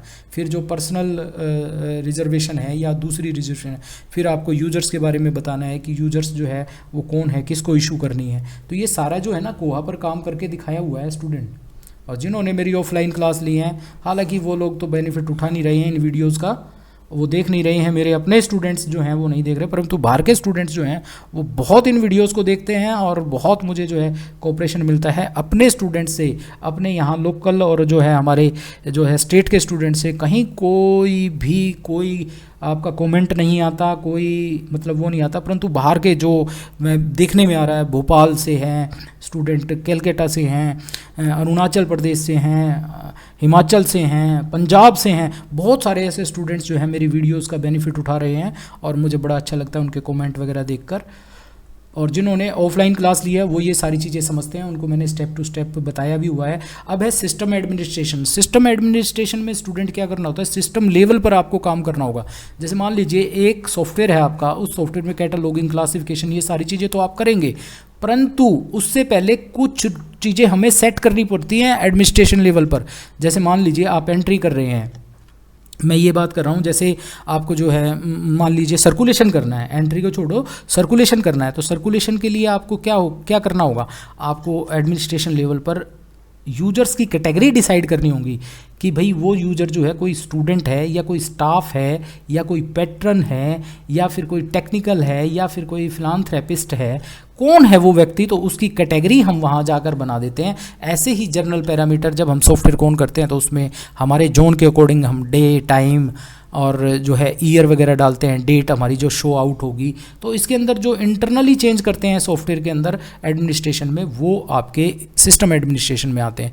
अब चलते हैं हम नेक्स्ट यूनिट में। नेक्स्ट यूनिट हमारी काफ़ी इंपॉर्टेंट है, और इसमें हम पढ़ेंगे डिफरेंट टाइप ऑफ सॉफ्टवेयर्स। ज़्यादा डिटेल में नहीं जाकर आपको यहीं मैं समझा दूंगा कि भाई सॉफ्टवेयर पैकेज कितने प्रकार के होते हैं, उनकी कैटेगरीज क्या होती हैं, और उनमें कौन कौन से सॉफ्टवेयर साफ करेंगे। तो देखिए स्टूडेंट, पहले तो आप पढ़ेंगे इंट्रोडक्शन कि भाई ये सॉफ्टवेयर पैकेज क्या होते हैं, जैसे अभी पढ़ चुके हो आप। फिर उसके आप देखेंगे इनकी कैटेगरीज भी कई तरीके से अलग अलग की गई हैं। और फिर आप देखेंगे ओपन सोर्स सॉफ्टवेयर क्या है, कमर्शियल सॉफ्टवेयर क्या है, फ्री सॉफ्टवेयर क्या है, और फिर इनका एवेल्यूएशन। ये एवेल्यूएशन काफ़ी इंपॉर्टेंट है, मैंने देखा है 2-3 बार आ चुके हैं आपकी ये। इनमें ये 3 प्रकार के जो इवेल्यूएशन है ना, ये जरूर करना। पहले आप समझ लीजिए ये सॉफ्टवेयर क्या है, और बड़ा आसान तरीका बताऊंगा। कोई भी सॉफ्टवेयर आ जाए, जैसे कोहा पूछ लें आपसे, तो वो किस प्रकार से आप उसको करेंगे। तो सबसे पहले तो एक बार ये देख लीजिए आप इंट्रोडक्शन में क्या लिख सकते हैं कि भाई कंप्यूटर सॉफ्टवेयर होते क्या हैं। 2 प्रकार के सॉफ्टवेयर होते हैं किसी भी कंप्यूटर में। एक सिस्टम सॉफ्टवेयर जो कि आपका कंप्यूटर ऑन होता है ना, BIOS सिस्टम जो चलता है, उसको प्रोसेस करने के लिए, मतलब स्क्रीन तक आने तक का जितना काम करते हैं वो सिस्टम सॉफ्टवेयर में होता है भाई। और दूसरा होता है एप्लीकेशन सॉफ्टवेयर, जिस सॉफ्टवेयर में हम पर्टिकुलरली जाकर काम करते हैं। जैसे वर्ड सॉफ्टवेयर हो गया, उसमें जाकर हम टाइप करेंगे, एक्सेल हो गया, पावर पॉइंट हो गया, और हमारे दूसरे सॉफ्टवेयर हो गए, उनमें हम जैसे काम करते हैं वो कहलाते हैं एप्लीकेशन सॉफ्टवेयर। और ऐसा ही एक एप्लीकेशन सॉफ्टवेयर है हमारा लाइब्रेरी ऑटोमेशन सॉफ्टवेयर। अब ये लाइब्रेरी ऑटोमेशन सॉफ्टवेयर में कितने सेक्शन होते हैं? 2 सेक्शन होते हैं। एक तो होता है एडमिनिस्ट्रेशन। एडमिनिस्ट्रेशन में क्या होता है स्टूडेंट, जो हम सेट कर देते हैं पैरामीटर्स, जैसे मैंने बताया था सिस्टम एडमिनिस्ट्रेशन, तो उसमें हम जो है सेट करते हैं उस सॉफ्टवेयर में कि हम आगे चलकर जैसे हमें जो है, जैसे मान लीजिए लीजिए मुझे एक वेंडर की एंट्री करनी है, तो मुझे वेंडर शो कैसे होगा? जब तक मैं सिस्टम में जाकर वो कैटेगरीज डिसाइड नहीं कर दूंगा एडमिनिस्ट्रेशन में जाकर, तब तक वेंडर नहीं होगा। तो डिफरेंट टाइप के वेंडर्स और यूजर्स की कैटेगरीज में पहले सिस्टम एडमिनिस्ट्रेशन में डिफाइन करूंगा। कोई स्टेटिस्टिक रिपोर्ट बनानी है मुझे, कुछ और पैरामीटर सेट करने हैं सॉफ्टवेयर में, तो वो होंगे आपके एडमिनिस्ट्रेशन में। बात आती है ऑपरेशनल सब सिस्टम की। ऑपरेशनल सब सिस्टम में क्या होता है? ऑपरेशनल सिस्टम में जिसमें हम बैठकर काम करते हैं, जैसे मान लीजिए मैं लाइब्रेरियन हूँ, मैंने जो है पहले पैरामीटर्स सेट कर दिए, उसके बाद मैं क्लाइंट सर्वर दे दूँ तो मेरा कोई कुलीग जो है वो भी इनमें काम करेगा। जैसे स्टूडेंट ओपैक देखते हैं, वेब ओपैक देखते हैं, तो ये ऑपरेशनल पार्ट में होता है, 2 भागों में होता है। कोई भी LMS लाइब्रेरी मैनेजमेंट सॉफ्टवेयर जो है वो 2 पार्ट में होगा, ठीक है। अब कंफ्यूज मत होना, एक होता है ILS इंटीग्रेटेड लाइब्रेरी सिस्टम और एक होता है LMS library management software. ILS मैंने बता दिया, एक ऐसा सॉफ्टवेयर या एक ऐसा सिस्टम जिसमें जो है चीज़ें आपस में एक दूसरे से जुड़ी हों, जैसे सर्कुलेशन, कैटलॉगिंग वगैरह हम एक में चेंज करते हैं, वो सभी में चेंज होता है, ठीक है। तो ये जो है आपका एक कंप्यूटर सिस्टम जो है, ये ओवरव्यू आप बना सकते हैं इसमें कि what do mean by the library software. तो लाइब्रेरी सॉफ्टवेयर को बता सकते हैं।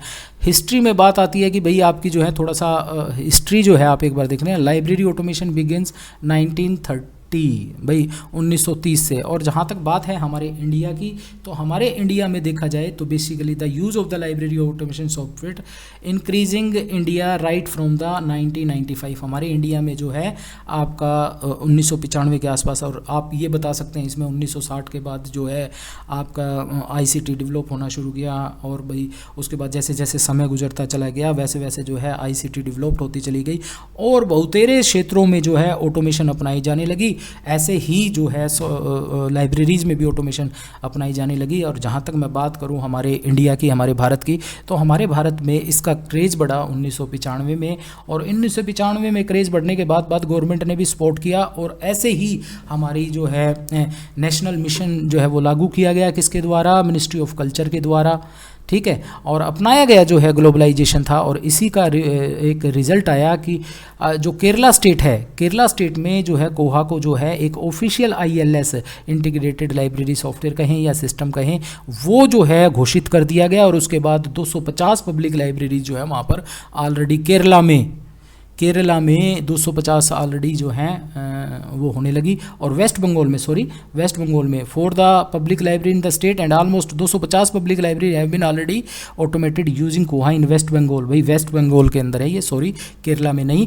तो अपनाने लगा, HRD ने भी साथ दिया, और हमारे इंडिया ने, UGC ने, और इन्होंने बहुत सारा साथ किया। और NIC national informatics centre of India जो कि 1970 में बना था, उसने एक सॉफ्टवेयर डेवलप किया जिसका नाम है E-ग्रंथालय। वो भी आजकल हमारी लाइब्रेरीज़ में काफ़ी यूज़ हो रहा है। तो एक इंट्रोडक्शन में, हिस्टोरिकल पर्सपेक्टिव में आप ये चीज़ें लिख सकते हैं।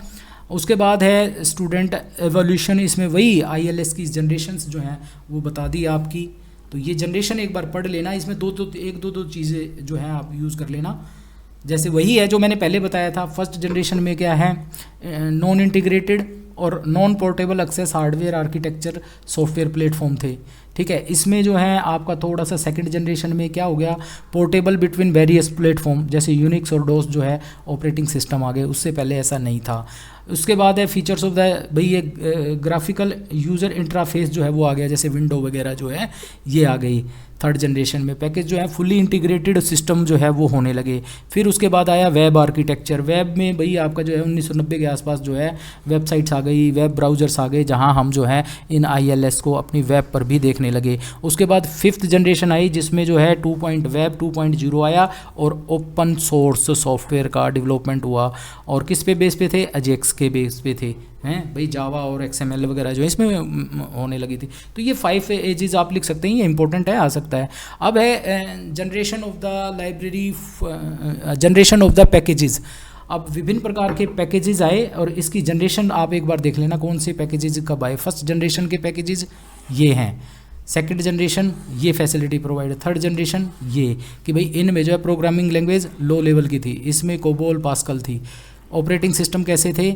इन हाउस थे। इसमें डाटा मॉडल के थे, ये थे। कम्युनिकेशन क्या था? लिमिटेड था। तो ये 2-4 एक बार देख लेना, आपको बिल्कुल क्लियर हो जाएगा ये। उसके बाद है categorization of the ILS software. अब जो है ILS सॉफ्टवेयर जो है, ILS सॉफ्टवेयर का या LMS सॉफ्टवेयर का, लाइब्रेरी मैनेजमेंट सॉफ्टवेयर का है या ILS। तो 1985 में पहला आया था CDS ICS, और इसमें जो है ना सर्कुलेशन ही था, एक प्रकार का ये डाटाबेस मैनेजमेंट सिस्टम था और ये यूनेस्को द्वारा प्रोवाइड किया गया था। इसमें हम इशू रिटर्न नहीं कर सकते थे, जिसको हम CDS ICS बोलते थे। विंडो वर्जन था, इसमें हम डाटा डाल देते थे और उसको मैनेज करके रखते थे, जैसे हम एक्सेल पावर पॉइंट में डाल देते हैं, एक्सेल में डाल देते हैं, एक्सेल में डाटा डाल के और उसको जो है मैनेज किया जाता था। तो ऐसा सॉफ्टवेयर था पहले। उसके बाद इनकी कैटेगरीज आई। कैटेगरीज जो हैं वो अलग अलग तरीके से हो सकती हैं, डिस्ट्रीब्यूशन के हिसाब से, डिस्ट्रीब्यूशन पॉलिसी के हिसाब से कि भाई आप किस प्रकार से डिस्ट्रीब्यूट करेंगे, उस पॉलिसी के आधार से सॉफ्टवेयर्स को हम 3 भागों में डिवाइड कर सकते हैं। वेरी इंपॉर्टेंट, सॉफ्टवेयर जो हैं डिस्ट्रीब्यूशन के पॉलिसी के हिसाब से किस प्रकार के हो सकते हैं।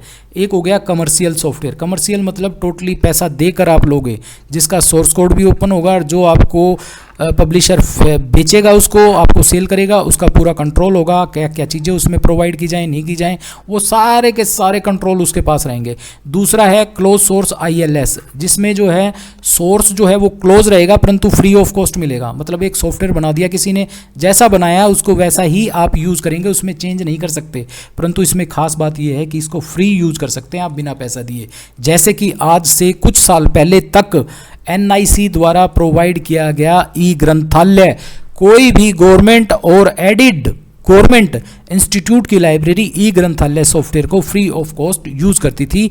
इसका ई-ग्रंथालय का 3.0 वर्जन, इसमें मैंने भी मतलब काफ़ी काम किया हुआ है इस सॉफ्टवेयर में और इसमें काफ़ी हेल्प की गई है, क्योंकि ये एक प्रकार से इजीली डाउनलोडेबल था।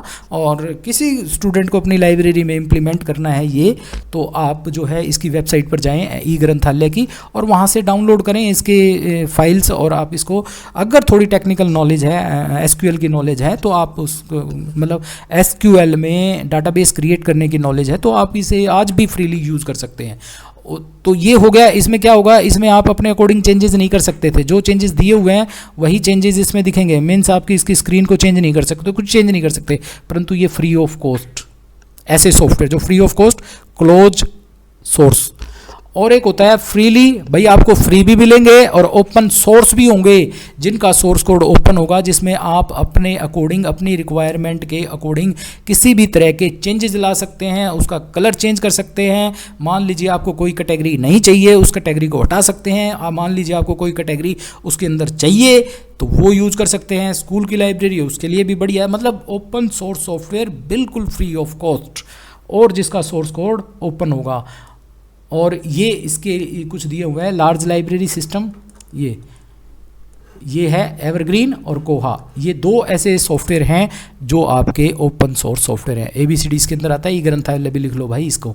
अब यूँ हटा दिया क्योंकि अब ये फ्री नहीं देते। अब इसका 4th वर्जन आया ना जो ई-ग्रंथालय का, वो कॉस्ट पे है, वेब वर्जन है वो। और ये सोल स्लिम, ये क्या है, ये पैसे में देते हैं। स्मॉल लाइब्रेरी के लिए, मीडियम लाइब्रेरी के लिए और लार्ज लाइब्रेरी के लिए ये दिया हुआ है। अब तो हो गया, ये तो होगी कैटेगरीज आपकी डिस्ट्रीब्यूशन के हिसाब से। ऐसे ही अलग अलग कैटेगरीज की हुई है मैच्योरिटी लेवल के हिसाब से। भाई मैच्योर कौन सा है, फेयरली मैच्योर्ड ये हैं भाई, मॉडरेट ये हैं, इनफेंसी ये हैं, एक्सपेरिमेंटल ये हैं। अब ओरिजिन के हिसाब से, फॉरेन ओरिजिन, ठीक है, developed of foreign origin, Indian origin, ये दिए हुए हैं, इनके अकॉर्डिंग यही है, ये पढ़ लेना बस। आप आगे चल के पढ़ेंगे आप फ्री ऑफ कॉस्ट वाले ओपन सोर्स सॉफ्टवेयर पैकेज। वैसे तो आप आगे चल के अगली यूनिट में ओपन सोर्स सॉफ्टवेयर सही में पढ़ेंगे। तो ओपन सोर्स सॉफ्टवेयर क्या होते हैं स्टूडेंट, मैंने बताया free, libre, open source, FLOSS और simply open source ILS are maturing day by day. मतलब ये दिन प्रतिदिन मैच्योर होते जा रहे हैं, बढ़ते जा रहे हैं। इसमें होता क्या है ओपन सोर्स सॉफ्टवेयर में, ऐसे सॉफ्टवेयर जो आपको फ्रीली आपको वेबसाइट्स पर मिल जाएंगे, उनको आप डाउनलोड करो, उनको आप यूज़ करो। उनके अंदर सोर्स कोड में आप जाकर चेंजेस कर सकते हो, अपनी डिमांड के अकॉर्डिंग उनमें चेंजेस कर सकते हो। तो ऐसे सॉफ्टवेयर जो फ्री ऑफ कॉस्ट आपको अवेलेबल हो, जिनका सोर्स कोड ओपन हो, जिनमें आप डिजायर्ड चेंजेस अपने अकॉर्डिंग कर सकते हैं, ऐसे सॉफ्टवेयर जो हैं वो ओपन सोर्स सॉफ्टवेयर पैकेज कहलाते हैं। अब इसमें इनका ओनर कौन होता है, पूरी कम्युनिटी होती है। एक कम्युनिटी मतलब जो सॉफ्टवेयर बनाने वाले हैं वो अपना अपना जो है मतलब डेवलपमेंट करते रहते हैं, इसके अंदर चेंजेस डालते रहते हैं, नए नए वर्जन आते आते रहते हैं, जैसे कोहा है आपका, कोहा के निरंतर वर्जन आते रहते हैं। तो इसमें हेल्प कौन करता है? ऐसे बहुत सारे लोग जुड़े हुए हैं, वो अपना अपना अपना अपना अपना सहयोग इसके अंदर देते हैं। जैसे आपका विकीपीडिया है, विकीपीडिया एक वेब ब्लॉग है जिसमें विभिन्न लोग अपने अपने विचार जो हैं वो दे सकते हैं। तो ये क्या है? कम्युनिटी ओनरशिप होती है, किसी एक व्यक्ति का इसके ऊपर कोई अधिकार नहीं होता। वेंडर इंडिपेंडेंस, मतलब इसमें किसी वेंडर की ज़रूरत नहीं है, कोई पैसा वेंडर को नहीं देना। स्मूथ माइग्रेशन, एक सॉफ्टवेयर से दूसरे सॉफ्टवेयर के अंदर इसके अंदर डाला हुआ डाटा वो माइग्रेट हो सकता है। Use of open standard, open standard है, कोई ऐसी hard and fast rule use नहीं करने। कस्टमाइजेशन, मतलब आप अपने अकॉर्डिंग जो है उसको चेंज कर सकते हो, उसके अंदर चेंजेस कर सकते हो। फंड सेविंग है भाई, कोई पैसा नहीं लगता इसका, फ्रीडम है, हर प्रकार से हर तरीके से आप इसको यूज़ कर सकते हो। तो ये कुछ फैसिलिटीज़ हैं इसकी ओपन सोर्स सॉफ्टवेयर की।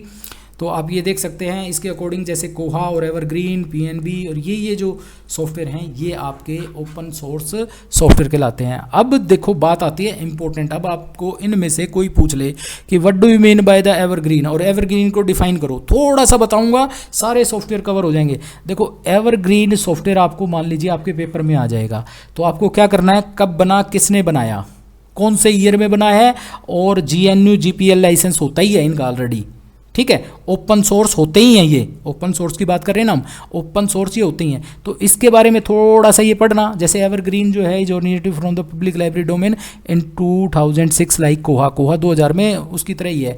Evergreen project was started in 2000 Georgia public library support the 7 public libraries in the state of Georgia. तो ये लिखेंगे थोड़ा सा इंट्रोडक्शन के बाद आपके अंदर ये समझें आप सिस्टम रिक्वायरमेंट, कि आप इस सॉफ्टवेयर को जब अपने सिस्टम पर इंस्टॉल करेंगे तो आपके सिस्टम में कौन कौन से हार्डवेयर होने चाहिए, ठीक है। ये देखिए सर्वर क्लाइंट क्या होता है, एक सर्वर बना दिया जाता है, 4 क्लाइंट बना दिए मानजिए, तो ये हो गया एक पीसी आपका जो सर्वर बनेगा, और ये पीसी हो गया आपके क्लाइंट। तो इस सर्वर पीसी के अंदर कितने जीबी की रैम होनी चाहिए, ठीक है, कौन सा ऑपरेटिंग सिस्टम होना चाहिए, ठीक है, क्या मतलब उसके अंदर नेटवर्किंग होनी चाहिए या नहीं होनी चाहिए, ये चीज़ें आप पढ़ेंगे। तो ये एक की याद कर लेना, सब की एक जैसी सी मिलेगी आपको, मतलब मैं ये नहीं कहता हूँ, बट पेपर के पॉइंट ऑफ व्यू से जो है आप इसको चेंज कर सकते हैं। तो एवरग्रीन हो गया, बस सर्वर पीसी पर कौन कौन सी चीज़ें जो हैं वो चाहिए, TCP IP चाहिए भाई, 1 GB की रैम चाहिए, ये architecture Unix live operating system होना चाहिए, ठीक है। क्लाइंट मशीन पे लो लेवल हो सकता है आपका, है 512 MB की रैम हो सकती है, TCP IP network barcode scanner वगैरह ये होने चाहिए। ये हो गए भाई। उसके बाद फिर है जैसे कंपेनियन सॉफ्टवेयर। देखिए किसी भी सॉफ्टवेयर को चलाने के लिए उसके जो बैक में जो काम करते हैं सॉफ्टवेयर, मतलब कौन सी प्रोग्रामिंग लैंग्वेज है, जैसे यूनिक्स ऑपरेटिंग सिस्टम हो गया, PostgreSQL जिसमें डाटाबेस बनता है आपका, अपैचे, ओपन SRF वर्जन, ये सॉफ्टवेयर जो है कंपेनियन सॉफ्टवेयर इसके अंदर हो। मेजर फीचर्स में दो चार याद कर लें, एक उसकी भाई एडमिनिस्ट्रेशन, इसके अंदर एडमिनिस्ट्रेशन कंट्रोल पूरा है। कैटलॉगिंग, क्लासिफिकेशन, इनके अंदर अगर आपको मान लीजिए कोई कंट्रोल सेट करना है या कोई रिकॉर्ड चेंज करना है या उसकी लेंथ या कुछ पैरामीटर सेट करने हैं तो वो इसमें है।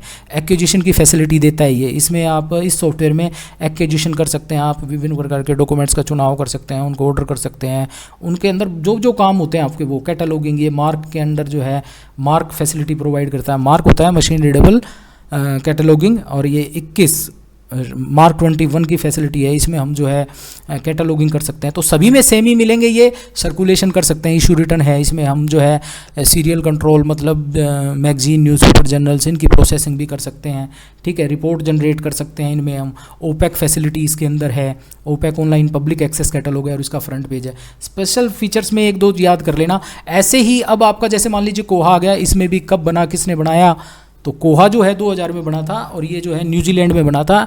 और म्योरी लैंग्वेज के अंदर कोहा का मतलब होता है अनकंडीशनल गिफ्ट, और वाक्य में भाई गिफ्ट है ये। कोहा एक ऐसा सॉफ्टवेयर है जिसको फ्री ऑफ कॉस्ट कोई भी यूज़ कर ले, और इससे बेस्ट सॉफ्टवेयर आई थिंक मैंने नहीं देखा लाइब्रेरी साइंस के उसमें। कोहा बिल्कुल फ्री है और बहुत अच्छा है, जिसमें मेरी क्लासेज हैं, आप देख सकते हैं। BLI 229 में मैंने कोहा पर काम करके दिखाया हुआ है। 227 में मैंने एक क्लास ली हुई है पूरी की पूरी कि आप कैटलॉगिंग किस प्रकार से करेंगे। जिस स्टूडेंट को कोहा चाहिए वो मुझे कॉन्टैक्ट कर सकता है।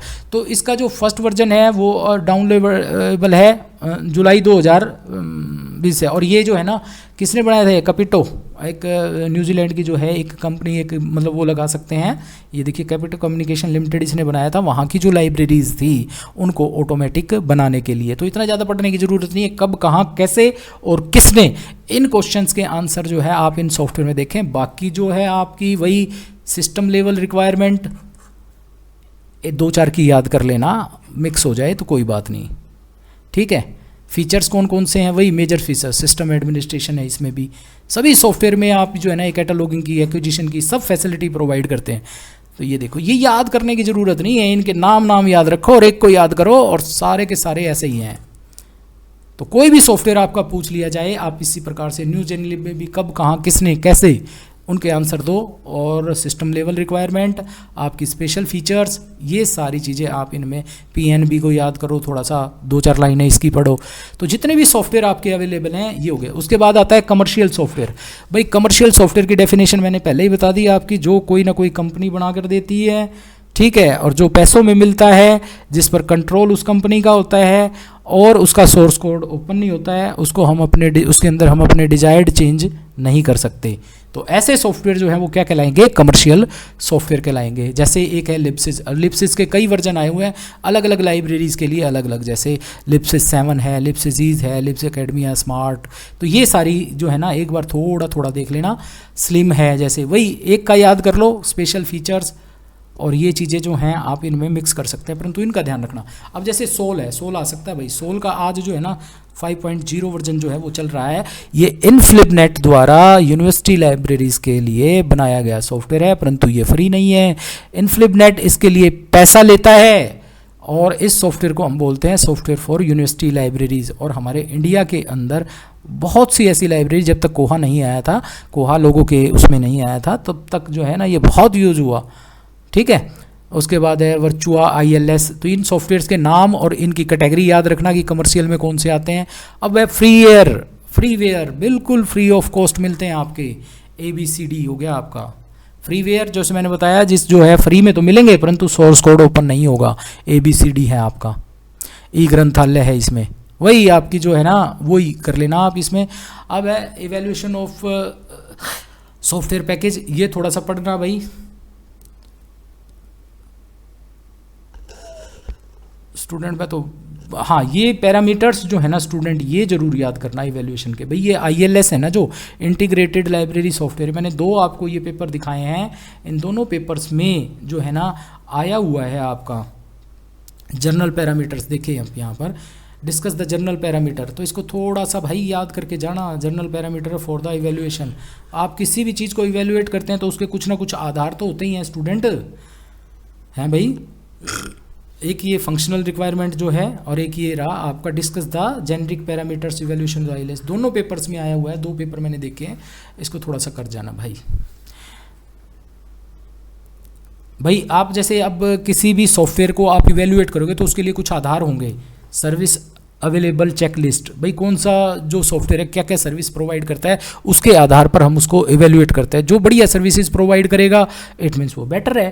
तो ये कुछ आधार हैं। कोर सर्विस है आपकी, इनहेंस सर्विस है, वैल्यू एडिड सर्विस है, और फंक्शनल चेकलिस्ट कौन कौन से फंक्शंस प्रोवाइड करता है। तो ये 5, 10, 7 याद कर जाना और इनको लिखाना कि भाई ये इन आधारों पे जो है हम LIS को जो है चेक कर सकते हैं। ये तो है जेनरिक। एक होती है आपकी स्पेशल। अब स्पेशल कौन कौन से पैरामीटर्स हैं, उन पर किसी कमर्शियल और इनको जो है हम कैसे, भाई एक स्पेसिफिक पैरामीटर ये हो गया भाई ट्रेनिंग एंड कस्टमर सपोर्ट। कुछ ऐसे सॉफ्टवेयर हैं जो आपको समय समय पर उसके उपयोग के लिए आपको जो है ट्रेनिंग वगैरह और कस्टमर सपोर्ट वगैरह प्रोवाइड करते रहते हैं। तो ये पैरामीटर्स जरूर पढ़ के जाना भाई। ग्लोबल रिकमेंडेशन, भाई आपके सॉफ्टवेयर के लिए क्या क्या हैं, ग्लोबली जो है कैसे होने चाहिए सॉफ्टवेयर। तो इनमें से 5-7 पॉइंट जो है आप याद कर लेना कि भाई ग्लोबल रिकमेंडेशन, भाई एक जैसे मान लीजिए ग्लोबल लेवल पर एक सॉफ्टवेयर के अंदर कौन कौन सी फैसिलिटीज़ होनी चाहिए, उनके आधार पर डाटा एग्रीग्रेशन होना चाहिए। मतलब एक दूसरे से मतलब वो हो, मतलब इंटीग्रेट हो सके, मतलब एक सॉफ्टवेयर ऐसा हो जिसमें से हम डाटा निकाल कर दूसरे में डालेंगे तो कोई दिक्कत ना आए, वो उसको यूज़ किया जा सके। सर्चेबल और रिट्राइवल होना चाहिए किसी सॉफ्टवेयर में, भाई सर्च आसानी से होता हो, ठीक है, पैटर्न फैसिलिटी हो, हम विभिन्न प्रकार के जो हैं पैटर्न्स को जो है एंटर कर पाएँ, user interface, select entry, acquire entity, तो ये कुछ पॉइंट्स हैं, इनको ध्यान में रखते हुए इन सॉफ्टवेयर्स को आप कर सकते हैं। तो ये हो गई आपकी यूनिट 3। अब चलेंगे हम यूनिट नंबर 4 में, और इस सेक्शन की लास्ट यूनिट में देखिए स्टूडेंट, मैं थोड़ा थोड़ा करवा रहा हूँ, फिर भी देखिए कितना टाइम लग रहा है। Library automation software, application of open source software, इसमें टोटली आपके कौन से सॉफ्टवेयर हैं, वो सॉफ्टवेयर हैं जो आपके ओपन सोर्स होते हैं। यहाँ आप समझेंगे कि ओपन सोर्स क्या है, ओपन सोर्स सॉफ्टवेयर लाइब्रेरी में किस प्रकार से यूज़ किए जाएंगे और ये क्या होते हैं। ये मैंने आपको बता तो दिया है सारा, ओपन सोर्स सॉफ्टवेयर है। इस यूनिट को थोड़ा सा आप पढ़ना। ओपन सोर्स मूवमेंट जो है वो कब चली थी। Open source software is not a new era, you already know that open source movement start with the internet. जैसे इंटरनेट आया तब से आपकी ओपन सोर्स जो है मूवमेंट जो है वो स्टार्ट हो गया। तो इसमें थोड़ा सा डिटेलिंग में है, ये थोड़ा पढ़ लेना आप। ओपन सोर्स, इसकी ओपन सोर्स मूवमेंट की क्या डेफिनेशन है मैंने बता तो दिया। ओपन सोर्स सॉफ्टवेयर ऐसे सॉफ्टवेयर होते हैं जो फ्री ऑफ कॉस्ट, जिनका सोर्स कोड ओपन होता है। अब यहाँ पर देखिए ओपन सोर्स सॉफ्टवेयर और कमर्शियल सॉफ्टवेयर, इन दोनों में अंतर, तो इनमें तो आसानी से कर सकते हो आप। 2-4 पॉइंट लो, सोर्स कोड ओपन होता है, इसमें सोर्स कोड ओपन है। ये फ्रीवेयर होता है, ये जो है ऑन पेमेंट होता है, ठीक है। ये इसमें कम्युनिटी लाइसेंस होता है, इसमें जो है लाइसेंस कंट्रोल होता है, ठीक है। तो दूसरी एक बात, इसमें जो है आपके क्वेरी क्वेश्चन वेब पर मिल जाते हैं, इसमें आपको कांटेक्ट करना पड़ता है। तो ये कुछ ऐसी बातें हैं जो आप इनमें अंतर कर सकते हैं। जैसे कमर्शियल सॉफ्टवेयर, फ्रीवेयर और ओपन सोर्स। कमर्शियल जो पैसों में मिलता है, फ्रीवेयर जो फ्री में मिलता है, परंतु सोर्स कोड क्लोज होता है, ओपन नहीं होता। ये सोर्स कोड भी ओपन फ्री ऑफ कॉस्ट भी मिलता है, ठीक है, और बिल्कुल इंडिपेंडेंट होता है, लाइसेंस फ्री होता है ये। तो ओपन सोर्स सॉफ्टवेयर फिलोसफी, इसके पीछे क्या फिलोसफी है भाई, ये freedom to run a program for any lawful purpose, freedom to study how a program works, इसको पढ़ भी सकते हो, इसको देखकर अपना नया सॉफ्टवेयर भी बना सकते हो। फ्रीडम टू रीडिस्ट्रीब्यूट, आप इस सॉफ्टवेयर को आपने लिया, आप आगे कर दो, जैसे मैं देता हूँ स्टूडेंट्स को, कोहा जो है प्रोवाइड करता रहता हूँ। तो ऐसे ही freedom to improve a program, आप में नॉलेज है तो आप इसको इम्प्रूव भी कर सकते हो। तो इस तरह की फिलोसफी जो है इसके पीछे होती है। प्रिंसिपल्स क्या हैं इसके, प्रिंसिपल्स ऑफ ओपन सॉफ्टवेयर के वो कौन से आधार हैं जिनके ऊपर हम ये कह सकते हैं कि ये सॉफ्टवेयर ओपन सोर्स सॉफ्टवेयर है। भाई फ्री डिस्ट्रीब्यूशन होता है इसका, सोर्स कोड बिल्कुल फ्री होता है, क्लोज होता है, फ्रीली अवेलेबल होता है, ड्राइव वर्क होता है, इंटीग्रेटेड होता है, डिसेमिनेशन मतलब डिस्ट्रीब्यूट डिसेमिनेशन ये आसानी से कर सकते हो। इन आधारों पर आप इसको फ्री कह सकते हो। लाइसेंस फ्री होता है ये, इसमें जो है लाइसेंस कौन सा होगा, GPL, जनरल पब्लिक लाइसेंस, कोई रोक टोक नहीं, कैसे भी आप यूज़ करो। और जैसे यूनिक्स है ऑपरेटिंग सिस्टम है, वो भी आपका जो है आपका क्या है, वो भी GNU है, मतलब जनरल पब्लिक के लिए अवेलेबल है और बिल्कुल फ्री ऑफ कॉस्ट है, कोई रोक टोक नहीं है इसमें।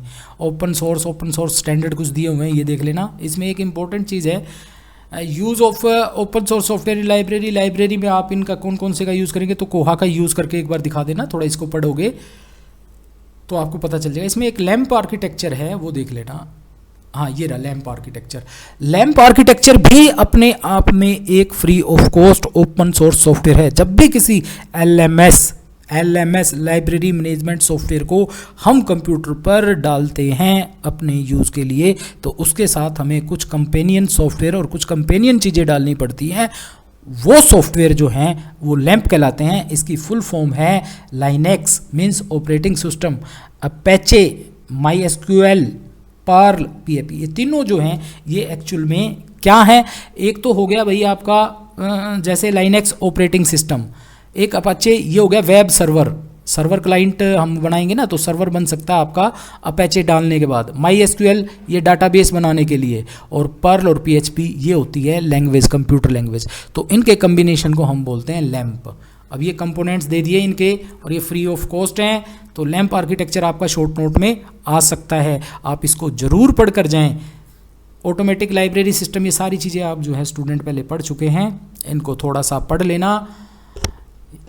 ये आई थिंक आपकी यूनिट हो गई है।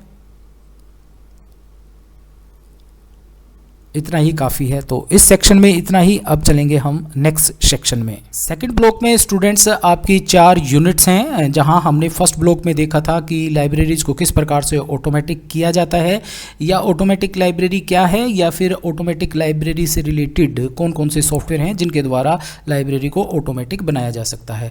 इस ब्लॉक में हम समझेंगे what is digital library, digital library क्या है, और किसी भी लाइब्रेरी को डिजिटल लाइब्रेरी किस प्रकार से बनाया जा सकता है, मीन्स डिजिटलाइजेशन की प्रोसेस क्या है। और 2 ऐसे सॉफ्टवेयर पढ़ेंगे हम, DSpace और GSDL, जो कि किसी भी लाइब्रेरी को डिजिटल डिपॉजिटरी या फिर डिजिटल लाइब्रेरी बनाने के लिए उपयोग किए जाते हैं। तो फर्स्ट जो यूनिट है इस ब्लॉक की वो है इंट्रोडक्शन टू डिजिटल लाइब्रेरी। तो यहाँ हम समझेंगे व्हाट इज़ डिजिटल लाइब्रेरी। जैसे कि स्टूडेंट्स आप देखते हैं निरंतर जो है इंफॉर्मेशन एक्सप्लोजन हो रहा है, निरंतर रिसर्च एंड डेवलपमेंट जो है वो हो रही है। उसके कारण जैसे हमारी पहले जो है इंट्रोडक्शन में लिख सकते हैं आप कि जैसे हमारी जो ट्रेडिशनल लाइब्रेरी थी, जो फर्स्ट फॉर्म ऑफ लाइब्रेरी जो है वो हमारी हुआ करती ट्रेडिशनल लाइब्रेरी। उसके बाद आईसीटी के डेवलपमेंट के बाद हमारी लाइब्रेरीज कन्वर्ट हो गई हैं ऑटोमेटिक लाइब्रेरी में। और फिर जैसे ही डिजिटल एज का आगमन हुआ, जैसे ही आपकी वेब 2.0 जो है उसका डेवलपमेंट हुआ, तो उसके बाद लाइब्रेरीज़ की फॉर्म जो है डिजिटल फॉर्म में बदल गई हैं। तो आप इंट्रोडक्शन में ये लिख सकते हैं। उसके बाद आप कह सकते हैं कि डिजिटल लाइब्रेरी को हम बहुतेरे नामों से जानते हैं, जैसे electronic library, virtual library, library without wall library, या फिर ई फॉर्म लाइब्रेरी, या फिर हम कह सकते हैं इसे ई डिजिटल डिपॉजिटरी। तो ऐसे बहुत से नाम हैं डिजिटल लाइब्रेरी के लिए। और जहाँ तक इसकी डेफिनेशन की बात आती है समझने के लिए कि भाई क्या होती है डिजिटल लाइब्रेरी। डिजिटल लाइब्रेरी एक ऐसी लाइब्रेरी जिसमें मटेरियल, जिसमें डॉक्यूमेंट डिजिटल फॉर्म में अवेलेबल होते हैं। जैसे मैं बात करूं डिजिटल फॉर्म की, तो हम जो है प्रिंटेड मटेरियल को कन्वर्ट कर देते हैं डिजिटल फॉर्म में। वो कन्वर्ट किस प्रकार से होता है, हम किसी प्रिंटेड बुक को जो है PDF फाइल में कन्वर्ट कर सकते हैं, ऑडियो फाइल में कन्वर्ट कर सकते हैं, वीडियो फाइल में कर सकते हैं, ऑडियो वीडियो फाइल में कर सकते हैं। मीन्स आपकी ऐसी लाइब्रेरी जिसमें मटेरियल डिजिटल फॉर्म में अवेलेबल होगा। या फिर इसे आप कह सकते हैं डिजिटल लाइब्रेरी यूज की जा सकती है with the electronic equipment like computer, internet and many other sources. तो इस प्रकार से आप डिजिटल लाइब्रेरी की कॉन्सेप्ट को जो है वो समझा सकते हैं, उसकी डेफिनेशंस दे सकते हैं। अब बात आती है कि क्या एडवांटेजेस होती हैं आपकी डिजिटल लाइब्रेरी की। डिजिटल लाइब्रेरी जैसे एक प्रकार की वर्चुअल लाइब्रेरी है, जो लाइब्रेरी होती है परंतु आपको दिखाई नहीं देती, परंतु जब आप उसे वेब पर सर्च करते हैं, वेब पर देखते हैं, तो वो लाइब्रेरी अवेलेबल होती है, जहाँ से आप डॉक्यूमेंट को डाउनलोड कर सकते हैं, उसे पढ़ सकते हैं, उसको कट कॉपी पेस्ट कर सकते हैं। ऐसी लाइब्रेरी जो है आपकी वो डिजिटल लाइब्रेरी कहलाती है। तो फ्यू एडवांटेजेस में आप देख सकते हैं यहाँ पर, user can access information anywhere. Digital library से देखिए यूज़र कहीं से भी बैठकर इंफॉर्मेशन को जो है एक्सेस कर सकता है। Reduce the bureaucracy by providing access to the information. Means आपका लाइब्रेरियन और असिस्टेंट लाइब्रेरियन या लाइब्रेरी में काम करने वाले व्यक्तियों का इंटरफेरेंस जो है बहुत कम होता है। वहाँ हमें ज़रूरत नहीं होती है किसी लाइब्रेरियन या फिर असिस्टेंट लाइब्रेरियन या लाइब्रेरी वर्कर की। The information is not necessary located in same place. एक ही प्लेस पर आपकी इन्फॉर्मेशन मिलेगी ऐसा नहीं है, दूसरे प्लेस पर भी मिल सकती है। आपका जो डाटाबेस जिस प्रकार से डिसाइड होगा उस प्रकार से। Understanding of the catalogue structure is not necessary. आपको कोई ज़रूरत नहीं है कैटलॉग को समझने की और कैटलॉग के अकॉर्डिंग जो है बुक को सर्च आउट करने की। आप जस्ट उस लाइब्रेरी में अपने सब्जेक्ट को डालिए या कुछ कीवर्ड्स डालिए, उससे आप इनको सर्च कर सकते हैं। Cross reference to the other document speed up the work of user. अब आपका क्या होता है, क्रॉस रेफरेंस, एक डॉक्यूमेंट सर्च किया, उसके नीचे लिंक मिलेगा दूसरे डॉक्यूमेंट का, वहाँ से आप दूसरे डॉक्यूमेंट तक भी एक्सेस प्रोवाइड कर सकते हैं। फुल टेक्स्ट सर्च कर सकते हैं आप। ये ऐसी फैसिलिटी देती है डिजिटल लाइब्रेरी कि वहाँ जाकर आप किसी कीवर्ड से उस डॉक्यूमेंट को फुल फॉर्म में, बिल्कुल पूरा डॉक्यूमेंट भी आप डाउनलोड कर सकते हैं। प्रोटेक्टेड इंफॉर्मेशन सोर्स, प्रोटेक्टेड होते हैं इंफॉर्मेशन सोर्स, और वाइड एक्सप्लोरेशन और wide exploitation of the information. यहाँ पर वाइड रेंज में इंफॉर्मेशन जो है वो आपको मिल सकती हैं। तो ये एडवांटेजेस आप लिख सकते हैं किसी भी डिजिटल लाइब्रेरी की। तो जैसे मैंने बताया कि डिजिटल लाइब्रेरी क्या होती है, distributive model, open paradigm models, ये आप थोड़ा सा देखें। अब जहाँ तक बात आती है टाइप ऑफ डिजिटल लाइब्रेरी की, तो ऐसी कोई व्याख्या नहीं है जिससे हम जो है डिजिटल लाइब्रेरी को अलग अलग कर सकते हैं। उसके टाइप्स जो हैं उनकी लाइब्रेरी की अवेलेबिलिटी पर डिपेंड करते हैं, परंतु अपने पेपर के अकॉर्डिंग आप कह सकते हैं कि 2 इनिशिएटिव्स जो हैं हुए हैं, एक DLI 1 और एक है DLI 2, डिजिटल लाइब्रेरी इनिशिएटिव, जो कि DLI 1 जो है वो USA में हुआ। तो आप यहाँ देख सकते हैं, they can classified by the origin, digital library origin के अकॉर्डिंग क्लासीफाई की जा सकती हैं। जैसे आप such as digital library developed in USA as the part of the DLI, ये फर्स्ट इनिशिएटिव का पार्ट है। और जहाँ तक बात आती है डिजिटल लाइब्रेरी इनिशिएटिव 2 की, तो digital library initiative 2 digital library developed in the course of the library, electronic library के रूप में जो हैं DLI 2 के अंतर्गत लाइब्रेरीज डेवलप हुई। और ये प्रोग्राम कहाँ चला, ये प्रोग्राम चला UK में। तो आप इन 2 इनिशिएटिव्स से लाइब्रेरी को डिवाइड कर सकते हैं। और एक, अगर हम अपने भारत का परिवेश, भारत का की व्याख्या करें, तो उसमें अब आप कह सकते हैं कि लाइब्रेरीज जो है आपकी DLI 3 के अकॉर्डिंग हमारे भारत में भी लाइब्रेरीज डेवलप हो रही है। इसका बेस्ट एग्जांपल है हमारा national digital library of India.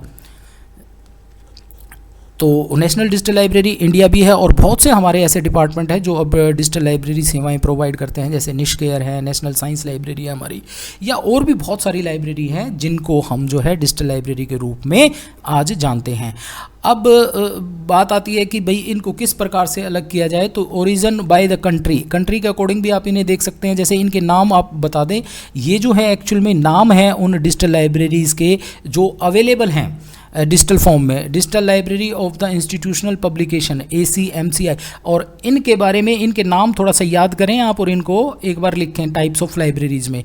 और यहाँ पर देखिए मेजर डिजिटल लाइब्रेरी इनिशिएटिव्स कौन कौन से हैं। तो ये आपके जैसे ब्रिटिश लाइब्रेरी है, डिजिटल लाइब्रेरी प्रोग्राम प्रोवाइड करती है ये, और इसकी ये वेबसाइट है। ऐसे ही बहुत सारी लाइब्रेरीज जो आपकी टाइप ऑफ लाइब्रेरी के रूप में आ सकती है। थॉमसन है, कैलिफोर्निया डिजिटल लाइब्रेरी है, गूगल डिजिटल लाइब्रेरी है, आपकी गुटनबर्ग डिजिटल लाइब्रेरी है। ये लाइब्रेरीज़ के नाम है, इनके बारे में थोड़ा थोड़ा ये कहाँ पर हैं और किस कंट्री ने बनाई है, इनका थोड़ा थोड़ा आप ये लिख सकते हैं। तो ये डिजिटल लाइब्रेरीज़ आप इस प्रकार से यहाँ पर डिफ़ाइन कर सकते हैं। इनमें और कुछ नहीं है, इनके नाम और इनका छोटा छोटा डिस्क्रिप्शंस दिया हुआ है, और उनका फ्रंट पेज जो फर्स्ट इंटरफेस है वो दिया हुआ है। अब बात आती है फ्यूचर ट्रेंड्स की, कि डिजिटल लाइब्रेरी का फ्यूचर क्या होगा, किस फॉर्म में आगे चलने वाले टाइम में जैसे जैसे टेक्नोलॉजी बढ़ेगी हमें किस फॉर्म में लाइब्रेरीज जो मिलेंगी। तो इसके लिए एक टर्म जैसे आज से ही डेवलप होने लगी है, हर लाइब्रेरी आगे चलकर जो ट्रेडिशनल लाइब्रेरी है वो ऑटोमेटिक लाइब्रेरी से आगे बढ़ेगी, और एक नई फॉर्म में आज भी अवेलेबल हैं कुछ लाइब्रेरीज, वो है हाइब्रिड लाइब्रेरीज। हाइब्रिड लाइब्रेरीज क्या होती हैं, ऐसी लाइब्रेरीज जिनमें प्रिंटेड मटेरियल के साथ साथ डिजिटल मटेरियल भी अवेलेबल हो। वो दोनों की दोनों एग्जिस्ट होती हैं, डिजिटल और आपके प्रिंट फॉर्म में। आप यहाँ कह सकते हैं A library where digital and print information resources coexist and are brought together in integrated information service accessible locally as well as remotely। मतलब लोकल लेवल पर भी उसको एक्सेस किया जा सकता है और उसको इंटरनेशनली भी एक्सेस किया जा सकता है। तो फ्यूचर में आपको हर प्रकार की लाइब्रेरी 2 फॉर्म में मिलेगी, और डेवलपमेंट क्या आएगी, अब लाइब्रेरीज आपका रूप ले लेंगी पर्सनल इंफॉर्मेशन मैनेजमेंट के रूप में। लाइब्रेरीज, जैसे आप लाइब्रेरी को यूज़ करेंगे वहाँ आप अपने डाटा को, अपने काम की जो बुक्स आप पढ़ते हैं उनको स्टोर कर पाएंगे, उनको डिजिटली एक तरह से डिजिटल डिपॉजिटरी के रूप में जो है वो रख पाएंगे, वहाँ आप उसे मैनेज कर पाएंगे। मीन्स मान लीजिए आप अपनी थ्रू आउट स्टडी के अकॉर्डिंग 20, 25, 30 किताबें आप पढ़ते हैं, तो उनको आप स्टोर करके रख सकते हैं, मैनेज करके रख सकते हैं, उनको शेयर कर सकते हैं। अब पर्सनल इन्फॉर्मेशन मैनेजमेंट वो आपकी जो है बन जाएगी। जैसे कोई लाइब्रेरी आपको सेवाएं प्रोवाइड करती है तो वो आपका अकाउंट बनाएगी, वहाँ आप अपने डाटा को सेव कर सकते हैं। Long term relationship between human and information collection. अब लॉन्ग टाइम के लिए आपके पास जो है फ्यूचर में आने वाले जो हैं लॉन्ग टाइम के लिए जो है आपका रिलेशन बन जाएगा इंफॉर्मेशन कलेक्शन के साथ। आप जैसे मान लीजिए अब आप कोई अपने फ़ोन में या अपने जो है ड्राइव पे आप कोई चीज़ें गूगल पर सर्च करते हैं और उसको आप अपने ड्राइव पर सेव कर देते हैं, तो जब तक आपके पास उसका ईमेल और पासवर्ड आपके पास रहता है तब तक वो चीज़ें आपके पास रहेंगी। अब आने वाले टाइम में क्या होगा, role of the digital library, digital collection and other information service in supporting the teaching. अब ये जो है ना रोल जो है वो बढ़ जाएगा, इन डिजिटल लाइब्रेरीज़ का रोल आपकी लर्निंग टीचिंग के अंदर बहुत ज़्यादा बढ़ने वाला है, क्योंकि आने वाला जो टाइम है, जैसे आपके कोर्स से रिलेटेड भी अब क्या होने लगा है, इग्नो अब BLIS कोर्स, BLIS और BLIS OL के रूप में भी प्रोवाइड करती है। आपकी BLIS OL क्या है, ये आपका ऑनलाइन इंफ्रास्ट्रक्चर है जो आपको लेक्चर प्रोवाइड करता है, ऑनलाइन स्टडी मटेरियल, आपको असाइनमेंट भी वहीं सबमिट करने हैं, रिपोर्ट भी वहीं सबमिट करने हैं।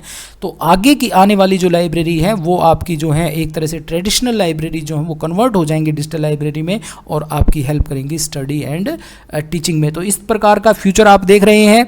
तो ये थी यूनिट आपकी 1। अब चलते हैं हम सेकंड यूनिट के अंदर, जहां हम देखेंगे कि डिजिटल प्रोसेसिंग हम किस प्रकार से करेंगे, मतलब डिजिटलाइजेशन प्रोसेस क्या है। देखिए डिजिटलाइजेशन प्रोसेस से मेरा मतलब वही है कि जब आप एक ट्रेडिशनल लाइब्रेरी को डिजिटल लाइब्रेरी में कन्वर्ट करते हुए उस प्रक्रिया में जिन जिन इक्विपमेंट का उपयोग करेंगे या जिस प्रक्रिया को आप फॉलो करेंगे वो प्रक्रिया डिजिटलाइजेशन प्रक्रिया कहलाएगी।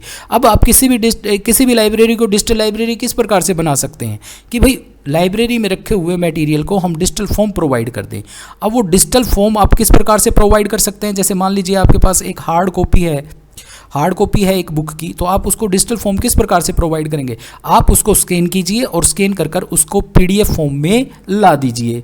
एक तो हो गया ये आपका तरीका कि भाई आपने जो है प्रिंटेड फॉर्म को जो है डिजिटल फॉर्म प्रोवाइड कर दी, क्योंकि PDF जो है आपकी इलेक्ट्रॉनिकली ही रीड की जा सकती है, किसी कंप्यूटर या मोबाइल पर ही रीड होगी। एक तो हो गया तरीका ये। दूसरा, आपका जो टीचिंग मटेरियल है, जो और मटेरियल है वो लेक्चर की फॉर्म में भी होगा। जैसे मान लीजिए वीडियो की फॉर्म में है कोई बुक आपकी, तो क्या करेंगे आप, किसी लेक्चर को आप या तो रिकॉर्ड करें या फिर ऑलरेडी कोई लेक्चर रिकॉर्ड है एनालॉग फॉर्मेट में, मींस पुराने हमारे जो इक्विपमेंट है उसको हम कन्वर्ट कर देंगे डिजिटल इक्विपमेंट के थ्रू डिजिटल फॉर्म में। तो एक तो तरीका ये हो गया कि भाई आपका पहले वीडियोस पड़ी थी उसको आपने डिजिटल फॉर्म प्रोवाइड कर दी। एक क्या है कि अब आपको आपकी लाइब्रेरी डिजिटल है तो आप अपने लेक्चर्स को रिकॉर्ड करें कैमकोडर से या डिजिटल कैमरा से और उसे उस डिजिटल लाइब्रेरी पर अपलोड कर दें ताकि स्टूडेंट वेब 2.0 से उस लाइब्रेरी को एक्सेस कर पाएं। तो दूसरा तरीका ये हो गया आपका डिजिटलाइजेशन का। तीसरा तरीका है कि आपके ऑडियो लेक्चर हो सकते हैं या फिर आप जो है ऑडियो में जो है स्टडी मटेरियल जो प्रोवाइड कर रहे हैं, या फिर आजकल तो जैसे बहुत सारे ऐसी वेबसाइट हैं जो ऑडियो फॉर्म में आपकी टीचिंग और लर्निंग प्रोवाइड करती हैं। तो या तो आप जो है अपने लेक्चर को रिकॉर्ड करके ऑडियो फॉर्म में रख दें, या फिर आपका पहला कोई लेक्चर है ऑडियो फॉर्म में उसको जो है आप अब डिजिटल फॉर्मेट के अंदर कन्वर्ट करके आप अपनी साइट पर अपलोड कर दें। तो इस प्रोसेसिंग में, इस डिजिटल प्रोसेसिंग में हमें यही सीखना है। पहले तो हमें ये सीखना है कि भाई आप किस प्रकार से आपके हार्ड प्रिंट मटेरियल को डिजिटल बनाएंगे। तो वो किस किस तरीके से बनाया जाएगा वो सॉफ्टवेयर देखेंगे। मीन्स आपको एक डॉक्यूमेंट को जो है डिजिटल फॉर्म प्रोवाइड करनी है, PDF फॉर्म प्रोवाइड करनी है, तो उसके लिए आपका एक स्कैनर होना चाहिए। स्कैनर में अब सीखेंगे आप कि किस प्रकार से आप किसी भी बुक को स्कैन करेंगे और उसे PDF फॉर्म प्रोवाइड करेंगे। दूसरा, इसमें आप सीखेंगे वीडियो का डिजिटलाइजेशन। वीडियो बना रहे हैं तो वीडियो के लिए कौन कौन सा कैमरा यूज़ होगा और कौन कौन से फॉर्मेट आप यूज़ करेंगे जिससे आप जो है उसको सेव कर पाएँ। तीसरा है ऑडियो में, ऑडियो कैप्चरिंग, कौन कौन से ऐसे सॉफ्टवेयर हैं वीडियो कैप्चरिंग और कौन से ऐसे सॉफ्टवेयर हैं उनके बारे में देखेंगे और उन पर आप किस प्रकार से किसी ऑडियो वीडियो लेक्चर को कन्वर्ट करेंगे और वो फॉर्मेट हम देखेंगे जिन जिन फॉर्मेट में हम वीडियो और ऑडियो प्रोवाइड करते हैं। तो फर्स्ट फेज में यही है कि digitalization process to convert the print material into digital material, और you can say it also video material convert in the digital video material, audio material convert it into the digital video audio material. तो यहाँ पर आप जो है क्या क्या चीज़ें ध्यान रखेंगे। अब यहाँ है capturing print based document. Print based document को आप जो है किस प्रकार से कैप्चर करेंगे। कैप्चर करने के लिए देखिए आपके बहुत सारे इक्विपमेंट होंगे जिसमें आप सेंडिंग, परंतु आप इसको सर्चेबल कैसे बनाएंगे। जैसे आपने वेबसाइट पर एक मान लीजिए पीडीएफ डाल दी, तो उसको सर्चेबल कैसे बनाएंगे, उसके लिए आप कीइंग देंगे इन टेक्स्ट में। मतलब जो आपने टेक्स्ट अवेलेबल किया उसमें से कुछ कीवर्ड्स या सभी कीवर्ड्स को जो है आप कंप्यूटर रीडेबल बनाएंगे। जैसे अब हम भी, जैसे ये पीडीएफ है, इस पीडीएफ में से मुझे कुछ सर्च करना है। जैसे मान लीजिए मैं OCR सर्च करता हूं, तो मैंने सिंपली कंट्रोल F दबाया और यहां पर देखिए ये OCR द फाइल,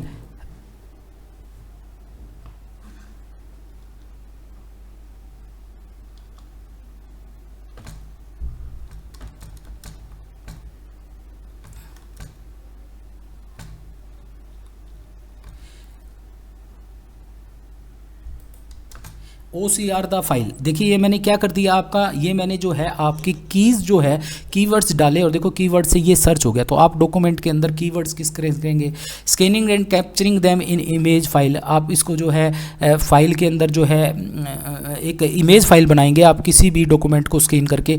तो ये तीन चीज़ें जो हैं हमारी इंपॉर्टेंट, ये OCR ऑप्टिकल रिकॉग्नाइजेशन आप देंगे, ऑप्टिकल करेक्टर रिकॉग्नाइजेशन जो है आप इसके अंदर देंगे। तो ये तीन चीज़ों से हम जो है क्या करते हैं, एक कैप्चरिंग प्रिंट डॉक्यूमेंट को जो है कन्वर्ट कर सकते हैं डिजिटल फॉर्म में और उसे सर्चेबल बना सकते हैं। अब यहाँ पर क्या है, यहाँ पर वही स्टेप्स आपको आएंगे कि आपको एक मटेरियल को, देखो प्रोसेसिंग सीख रहे हैं हम कि किस प्रकार से आप लाइब्रेरी को डिजिटल बनाएंगे। तो सबसे पहले आपका फ़र्ज बनता है कि जो आपकी ये बुक पड़ी है, इस बुक को आप इस स्कैनर द्वारा स्कैन कर रहे हैं ताकि इसे जो है PDF फॉर्म जो है वो प्रोवाइड की जा सके या इमेज फॉर्म जो है वो प्रोवाइड की जाए। तो यहाँ पर कुछ स्टेप्स दिए हुए हैं कि प्रिंटर से, कि स्कैनर से आप किस प्रकार से डॉक्यूमेंट को स्कैन करेंगे। और यहाँ पर जो है नाम लिख दिया उस प्रिंटर का कि ये स्कैनर है, सॉरी ये स्कैनर का नाम लिख दिया, इससे आप बुक को स्कैन कर सकते हैं। फर्स्ट स्टेप पे आप जो है बुक यहाँ लेआउट पर रखते हैं, सेकंड पे फिर जो है आप उसके ओपन में जाते हैं और स्कैन का ऑप्शन करते हैं। तो इस प्रकार से ये कुछ जो पिक्चर्स में दिया हुआ ना, इसमें आप एक फाइल को एक्चुअल में स्कैन करना सीख रहे हैं। इसको जो है आप स्कैन करना सीख रहे हैं और स्कैन करने के बाद इसको डिजिटलाइज करेंगे। डिजिटलाइज आप किस प्रकार से करेंगे, स्कैन करके PDF प्रोवाइड कर देंगे और इसमें optical recognization, optical character recognization डाल देंगे। तो वो मटेरियल आपका क्या होगा, वो मटेरियल आपका एक प्रकार से डिजिटल फॉर्म ले लेगा। अब देखिए OCR के लिए क्या क्या करेंगे आप। OCR के लिए, OCR डालने के लिए स्कैन डॉक्यूमेंट, फिर लॉन्च ओमनी पेज। तो ये जो है ना, यहाँ पर आप ये ओमनी पेज जो ये प्रो है, ये सॉफ्टवेयर है, इस सॉफ्टवेयर में स्कैन करके और ये प्रोसेसिंग भाई सिलेक्ट करें कौन कौन से करेक्टर से जो है ये फाइल जो है वो सर्च की जा सकती है। तो ये कुछ सर्चिंग के दिया हुआ है। ऐसे ही हम क्या करेंगे, जैसे वीडियो को डिजिटाइज करेंगे, वीडियो डिजिटलाइजेशन करेंगे। अब वीडियो डिजिटलाइजेशन आपका किस प्रकार से किया जा सकता है। जैसे आपकी वीडियो है, मान लीजिए कोई वीडियो कैसेट है आपके पास, पहले जो पड़ी हुई जो आपकी वीडियो कैसेट आप देख सकते हैं। जैसे ये लिखा हुआ है कि analog medium such as vinyl VHS cassette TV has been replaced by the supported digital medium. जो आपके पास पहले जो पड़ा हुआ था ना मटेरियल, उसको आपने क्या किया, उसने आपको जो है उसको आपने क्या किया, उसको आपने जो है स्कैन कर लिया और उसको जो है स्कैन करने के बाद जो नए फॉर्मेट है, जैसे मान लीजिए पहले के जो कैमरे होते थे वो VGA कैमरे होते थे और उन VGA कैमरों को हम क्या करते थे, VGA कैमरों से जो वीडियो उनकी क्लैरिटी अच्छी नहीं आती। परंतु पहले के आपके जो लाइब्रेरी में अब डिजिटलाइज कर रहे हैं, तो पहले की आपकी कोई वीडियो कैसेट वगैरह पड़ी हुई है। अब ये वीडियो कैसेट है वीडियो होम सिस्टम, इसको आपने आपकी पहले पढ़ी है, तो इसको आज के टाइम पर हम क्या करेंगे, इसको जो है किसी सॉफ्टवेयर के द्वारा इसको डिजिटल बना देंगे। आज तो बहुत सारे ऐसे सॉफ्टवेयर पड़े हैं जिनसे हम जो है वीडियो को एडिट कर सकते हैं, उसको डिजिटल कर सकते हैं, उसको जो 4K रूप प्रदान कर सकते हैं। तो यही है कि वीडियो का डिजिटाइजेशन में क्या है, जो ऑलरेडी वीडियो पड़ी हुई है उनको आज के डिजिटल अवेलेबल फॉर्मेट में कन्वर्ट करना। तो यही तो हुआ वीडियो डिजिटाइजेशन। अब जैसे CD में कन्वर्ट कर दिया, पहले जो हम मूवीज़ वगैरह देखते थे वो कैसेट्स आती थी, उसकी TV पर आती थी, उनको जो है हमने डिजिटल मीडियम से कन्वर्ट करके CD DVD में बना दिया। CD जो है जैसे कम्पैक्ट डिस्क होगी आपकी और DVD होगी आपकी डिजिटल विजुअलाइजेशन डिस्क हो गई आपकी। तो इस प्रकार से जो है आप इनको कन्वर्ट करके डिजिटल कर सकते हैं। तो इस प्रोसेस को हम क्या करेंगे, क्या कहेंगे, वीडियो डिजिटाइजेशन। अब बात आती है कि वीडियो कैप्चरिंग। अब जैसे आपको नई कोई वीडियो बनानी है, जैसे मैं कैमरे पर वीडियो बनाता हूँ तो मैं क्या करता हूँ, मैं कोई ना कोई सॉफ्टवेयर यूज़ करता हूँ, ठीक है, कोई ना कोई सॉफ्टवेयर यूज़ करता हूँ और उस सॉफ्टवेयर को यूज़ करके वीडियो बना लेता हूँ, मतलब कैप्चर कर लेता हूँ उस वीडियो को, और उस वीडियो को जो है मैं फिर सेव करके और जो है अपने यूट्यूब चैनल पर डाल देता हूँ। तो ये एक प्रकार की प्रोसेसिंग होगी वीडियो कैप्चरिंग की। अब वीडियो कैप्चरिंग के लिए आप डिजिटल कैमरा भी यूज़ कर सकते हैं, कैम कोडर भी यूज़ कर सकते हैं, और भी बहुत सारे इक्विपमेंट हैं आजकल तो बहुत मार्केट में आए हुए हैं डिफरेंट टाइप के डिजिटल कैमरास। अब ये वीडियो कैप्चरिंग तो आपने समझ लिया। अब वीडियो कैप्चरिंग के लिए क्या क्या रिक्वायरमेंट है आपके पीसी में या आपके पास जो सिस्टम है उसकी क्या क्या रिक्वायरमेंट होनी चाहिए, वो ये है 860 बेस्ड पीसी होना चाहिए, मिनिमम आपकी 256 प्लस MB रैम होनी चाहिए, 40 plus GB free HD hard disk होनी चाहिए, आपकी माइक्रोसॉफ्ट विंडो होना चाहिए आपका ऑपरेटिंग सिस्टम। तो यहाँ पर आप वो इक्विपमेंट लिख सकते हैं जिनकी रिक्वायरमेंट होती है वीडियो कैप्चरिंग करते हुए, ठीक है। उसके बाद फिर क्या है आपका, आप डिवाइस को जो है चूज़ करेंगे, फिर यहाँ पर choosing the right device to capture the video audio. Video audio के लिए बहुत सारे ऐसे सॉफ्टवेयर हैं जिनसे हम, जैसे मैं ओपन कैमरा यूज़ करता हूँ, ऐसे ही सॉफ्टवेयर हैं आपके। वीडियो लैन है, इसके बारे में बता देना थोड़ा सा। वीडियो लैन, इसमें हम वीडियो को कैप्चर करते हैं। एक है वर्चुअल DUB, ठीक है। इनके इंटरफेस, इनको डाउनलोड करने के लिए अपने पीसी में कौन कौन सी रिक्वायरमेंट है वो मैंने बताई दी आपको। अब ऐसे ही हमें क्या करना होता है, ऑडियो कैप्चर करनी होती है।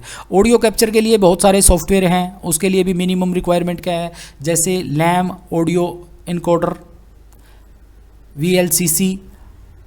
अब कंप्रेशन बहुत ज़रूरी है, कंप्रेशन।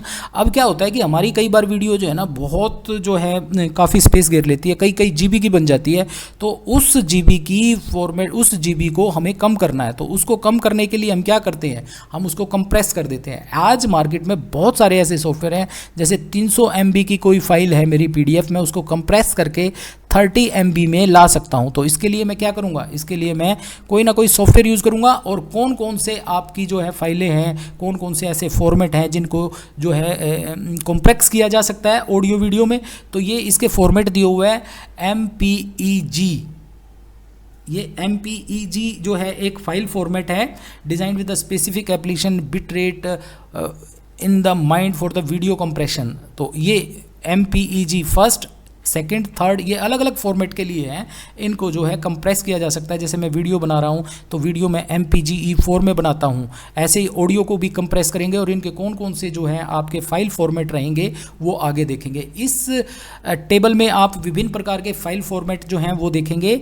जैसे कोई टेक्स्ट फाइल है उसके लिए कौन सा फॉर्मेट होता है, डॉक्स, PDF फाइल, इनकी full form TIFF, GIF graphical interchange format हो गया आपका। फिर है joint photographic expert group JPEG जो हम बनाते हैं, जिसमें हम जो है फ़ोटोज़ वगैरह जो हैं वो करते हैं। ऑडियो वीडियो के लिए AVI, वीडियो के लिए MPEG। तो ऐसे फॉर्मेट है, इनको एक बार थोड़ा सा पढ़ना और 2-4 याद कर लेना।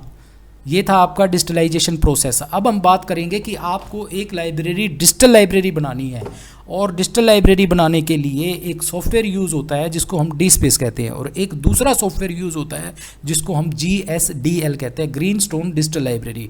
अब DSpace तो DSpace ही है। तो इसमें आपको पढ़ना क्या है कि ये DSpace सॉफ्टवेयर कब बना, किसने बनाया, और इसके लिए सिस्टम रिक्वायरमेंट क्या है, और दूसरा जब आप इसको सिस्टम में डाल लेंगे तो वहाँ पर आप इसको कैसे इंस्टॉल करेंगे, इंस्टॉल करते हुए क्या क्या कंपेनियन सॉफ्टवेयर और क्या क्या आपके सिस्टम में, मतलब आपके पीसी में कितने GB की रैम, क्या क्या इक्विपमेंट होने चाहिए वो आप पढ़ेंगे। दूसरा, इंस्टॉल करने के बाद आप इसमें काम किस प्रकार से करेंगे, ऐसा ही है। तो पेपर जो है 35 नंबर का है, तो इसमें मैं आपको ये सुजेस्ट करूँगा, पॉइंट्स तो हम सभी देख लेंगे, ठीक है, परंतु आप इसमें जो है इसकी फीचर्स, इसका जो है इंट्रोडक्शन कि कब कैसे कहाँ बना और ये क्या फैसिलिटीज़ प्रोवाइड करता है, ये याद रखें आप। और इसके लिए कंपेनियन सॉफ्टवेयर जो हैं वो कौन कौन से हैं, तो थोड़ा थोड़ा इसके इंट्रोडक्शन में से लेंगे हम। DSpace is an open source software. पहली बात तो ये बताएंगे कि ओपन सोर्स सॉफ्टवेयर है, ऐसा सॉफ्टवेयर है जो फ्रीली अवेलेबल है और जिसका सोर्स कोड मतलब ओपन है, जिसको हम अपने रिक्वायरमेंट के अकॉर्डिंग यूज़ कर सकते हैं, ठीक है। Repository application used by the more than 1000 libraries और ऑर्गेनाइजेशंस, मतलब इनमें ये यूज़ हो रहा है।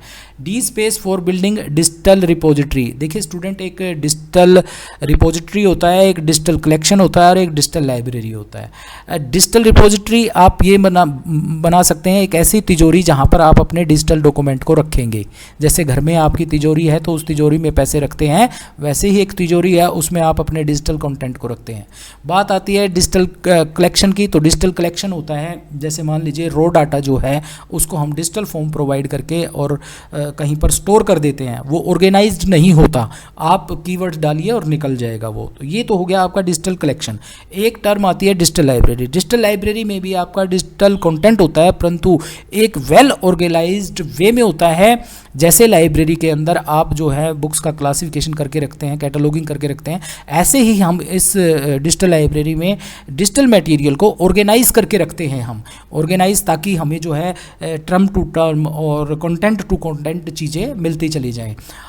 तो ये आप लिख सकते हैं इसमें, D space is a software platform enable the organization. क्या करता है? Capture and describe the digital material using submission workflow models, distribute and organization digital asset over the web. भाई किसी ऑर्गेनाइजेशन के डिजिटल एसेट्स हैं उसको वेबसाइट पर जो है डाल दिया जाता है, वहाँ से सर्च किया जा सकता है, रिट्राइव किया जा सकता है। एक टर्म स्टूडेंट्स यूज़ होती है रिट्राइव। देखो एक तो होता है ऑब्टेन करना, प्राप्त करना, और एक हो गया आपका जैसे मैं कहूँ रिट्राइव। तो रिट्राइव टर्म होती है जैसे लाइब्रेरी होगी, लाइब्रेरी में पहले आपने मटेरियल डाल रखा है, आप डालेंगे तभी तो उसको निकाल पाएंगे। तो ये टर्म जो है रिट्राइव होगी इसके लिए कि पहले आपने कुछ डाल रखा है, कुछ बनाया हुआ है, तभी आप उसमें से रिट्राइव कर सकते हैं। और ऑब्टेन का मतलब होता है कहीं से भी कुछ हम प्राप्त कर लेते हैं, बस ये अंतर होता है। उसके बाद है DSpace was initiated in July 2000 ने, ये 2000 में जो है इनिशिएट हुआ था as a part of HP और एमआईटी। एचपी तो आप देखते हैं कंप्यूटर की कंपनी है, और MIT institute of technology USA का है। एक प्रोजेक्ट के रूप में जो है इस एचपी को जो है एचपी द्वारा जो है इसमें जो है 2 साल के लिए काफ़ी पैसा जो है मिलियंस 1.8 मिलियंस जो है वो दिए गए थे, और एमआईटी को कहा गया था कि हमारे लिए एक डिजिटल डिपॉजिटरी बना कर दीजिए। तो उन्होंने ये डिजिटल डिपॉजिटरी बनाई थी एक प्रोजेक्ट के रूप में, और फिर उसके बाद the digital foundation was formed. अब ये डी स्पेस फाउंडेशन एक बनी, वो बनी कब? 2007 में। तो ऐसा इसके डी स्पेस के बारे में लिख देंगे आप कि भाई डी स्पेस जो है एक्चुअल में कब बना, क्या इसके पीछे का ध्येय रहा था बनने के। उसके बाद फंक्शनल फीचर्स जो हैं इसमें क्या क्या हैं।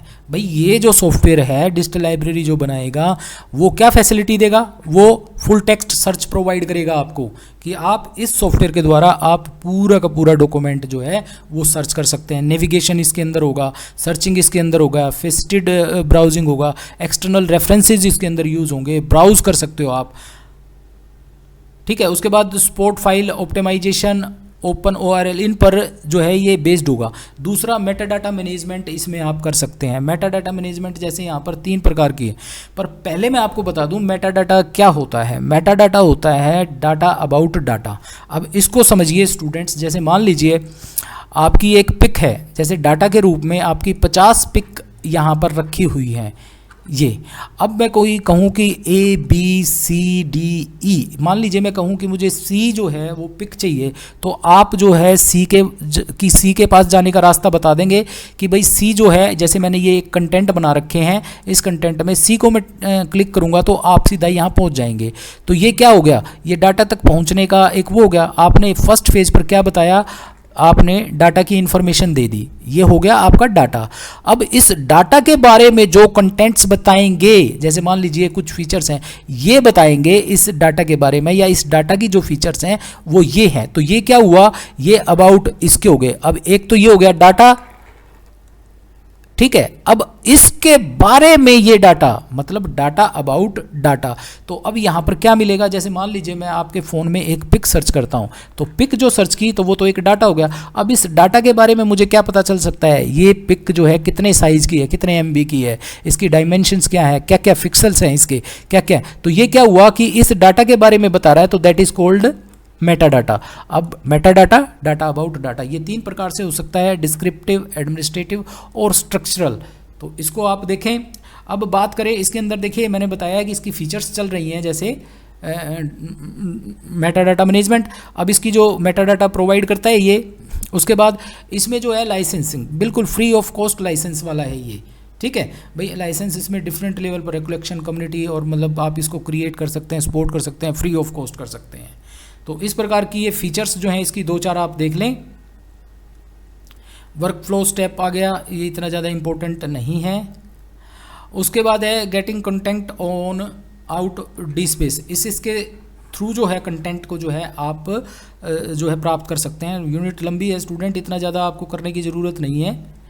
उसमें जो मैं आपको बताऊंगा, यूज़र मैनेजमेंट इसके अंदर हो सकती है, सब्सक्रिप्शन इसके अंदर हो सकते हैं, ग्रुप हो सकते हैं, अथॉरिटी फाइल हो सकती है इसके अंदर। अब है इंस्टॉलेशन ऑन विंडो। आप इस डी स्पेस को किस प्रकार से इंस्टॉल करेंगे अपने सिस्टम पर, क्योंकि देखिए आपको डिजिटल लाइब्रेरी बनानी है तो इसको तो इंस्टॉल करना पड़ेगा आपको अपने उस पर, अपने पीसी पर। तो आप विंडो ऑपरेटिंग सिस्टम यूज़ कर रहे हैं तो उस पर आपको किस प्रकार से इसे इंस्टॉल करना होगा वो हम देखेंगे। तो देखिए कोई भी चीज़ जब हम इंस्टॉल करते हैं तो इंस्टॉल करने के लिए हमें पता होना चाहिए हमारे इस सॉफ्टवेयर की बेसिक रिक्वायरमेंट क्या है, कि मीन्स आपके पीसी में क्या क्या होना चाहिए, या फिर इस डी स्पेस को चलाने के लिए जो सपोर्टिंग डॉक्यूमेंट या सपोर्टिंग सॉफ्टवेयर होंगे वो कौन कौन से होंगे। तो इसके लिए आपको चाहिए जावा SDK, आप इसको जो है याद कर लें। PostgreSQL चाहिए, अपाचे टॉमकैट चाहिए, अपाचे मार्वन चाहिए, अपाचे ये। हालांकि ये इसको जब आप इंस्टॉल करेंगे ना तो इसके साथ साथ ये अपने आप ही जो है इंस्टॉल हो जाएंगे। तो इनको थोड़ा सा इनके नाम याद रखें। जैसे ये PostgreSQL, ये एक्चुअल में क्या है, ये DBMS बनाने के लिए है, ये डेवलपमेंट इन्वायरमेंट है एप्लीकेशंस को बिल्ड करने के लिए। और ये क्या है, ये वेब सर्वर की आपको फैसिलिटी प्रोवाइड करता है। तो इसीलिए जनरल इंस्टॉलेशन क्या करेंगे, अब उसी चीज़ को डिटेल में बता दिया। इंस्टॉल GDK, आप इंस्टॉल GDK यहाँ तो बता दिया कि भाई ये रिक्वायरमेंट चाहिए आपको आपके पीसी में डी स्पेस को इंस्टॉल करने के लिए। अब बता दिया आपको कि ये किस प्रकार से इंस्टॉल होंगे। यहाँ पर आप इंस्टॉल कैसे करेंगे भाई, ये इंस्टॉल करेंगे जैसे डी स्पेस को आप जो है सोर्स फोर्स से जो है डाउनलोड कर सकते हैं, और उनके साथ साथ ये डबल क्लिक करेंगे GDK पर, तो डबल क्लिक करेंगे तो ये अपने आप प्रोसेसिंग है इसकी, ये हो जाएगी। GSDL वाले में मैं आपको एक वीडियो दिखाऊंगा, उस वीडियो के थ्रू जैसे आप इंस्टॉल करेंगे इसमें ये अलग अलग सॉफ्टवेयर इस प्रकार से आप करेंगे। अब जैसे आपके पीसी में ये इंस्टॉल हो गया, इंस्टॉल होने के बाद इसका फर्स्ट इंटरफेस ये है।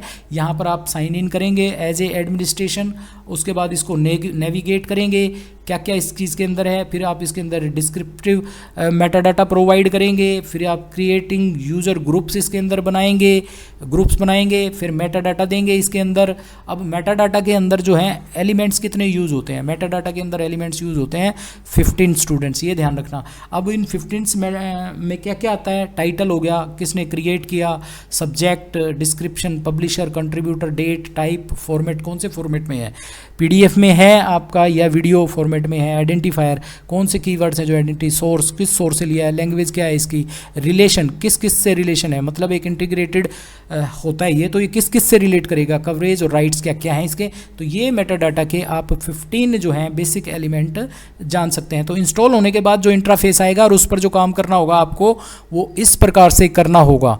आप ये आपका जो है पूरा का पूरा एक प्रोसेस है कि आप इस पर काम कैसे करेंगे। ऐसे ही स्टूडेंट आपको एक सॉफ्टवेयर और इंस्टॉल करना है। अब इस डी स्पेस का बेस्ट एग्जांपल मैं बता देता हूं आपको। ई ज्ञान रिपोजिटरी है जो इग्नो की जो ई ज्ञान रिपोजिटरी है, जहां पर हम डिजिटल लाइब्रेरी के रूप में कहें या फिर हम कहें इसको जो है एक डिजिटल डिपोजिटरी के रूप में यूज़ कर सकते हैं। तो मैं आपको दिखा देता हूं वो ई ज्ञान कोर्स।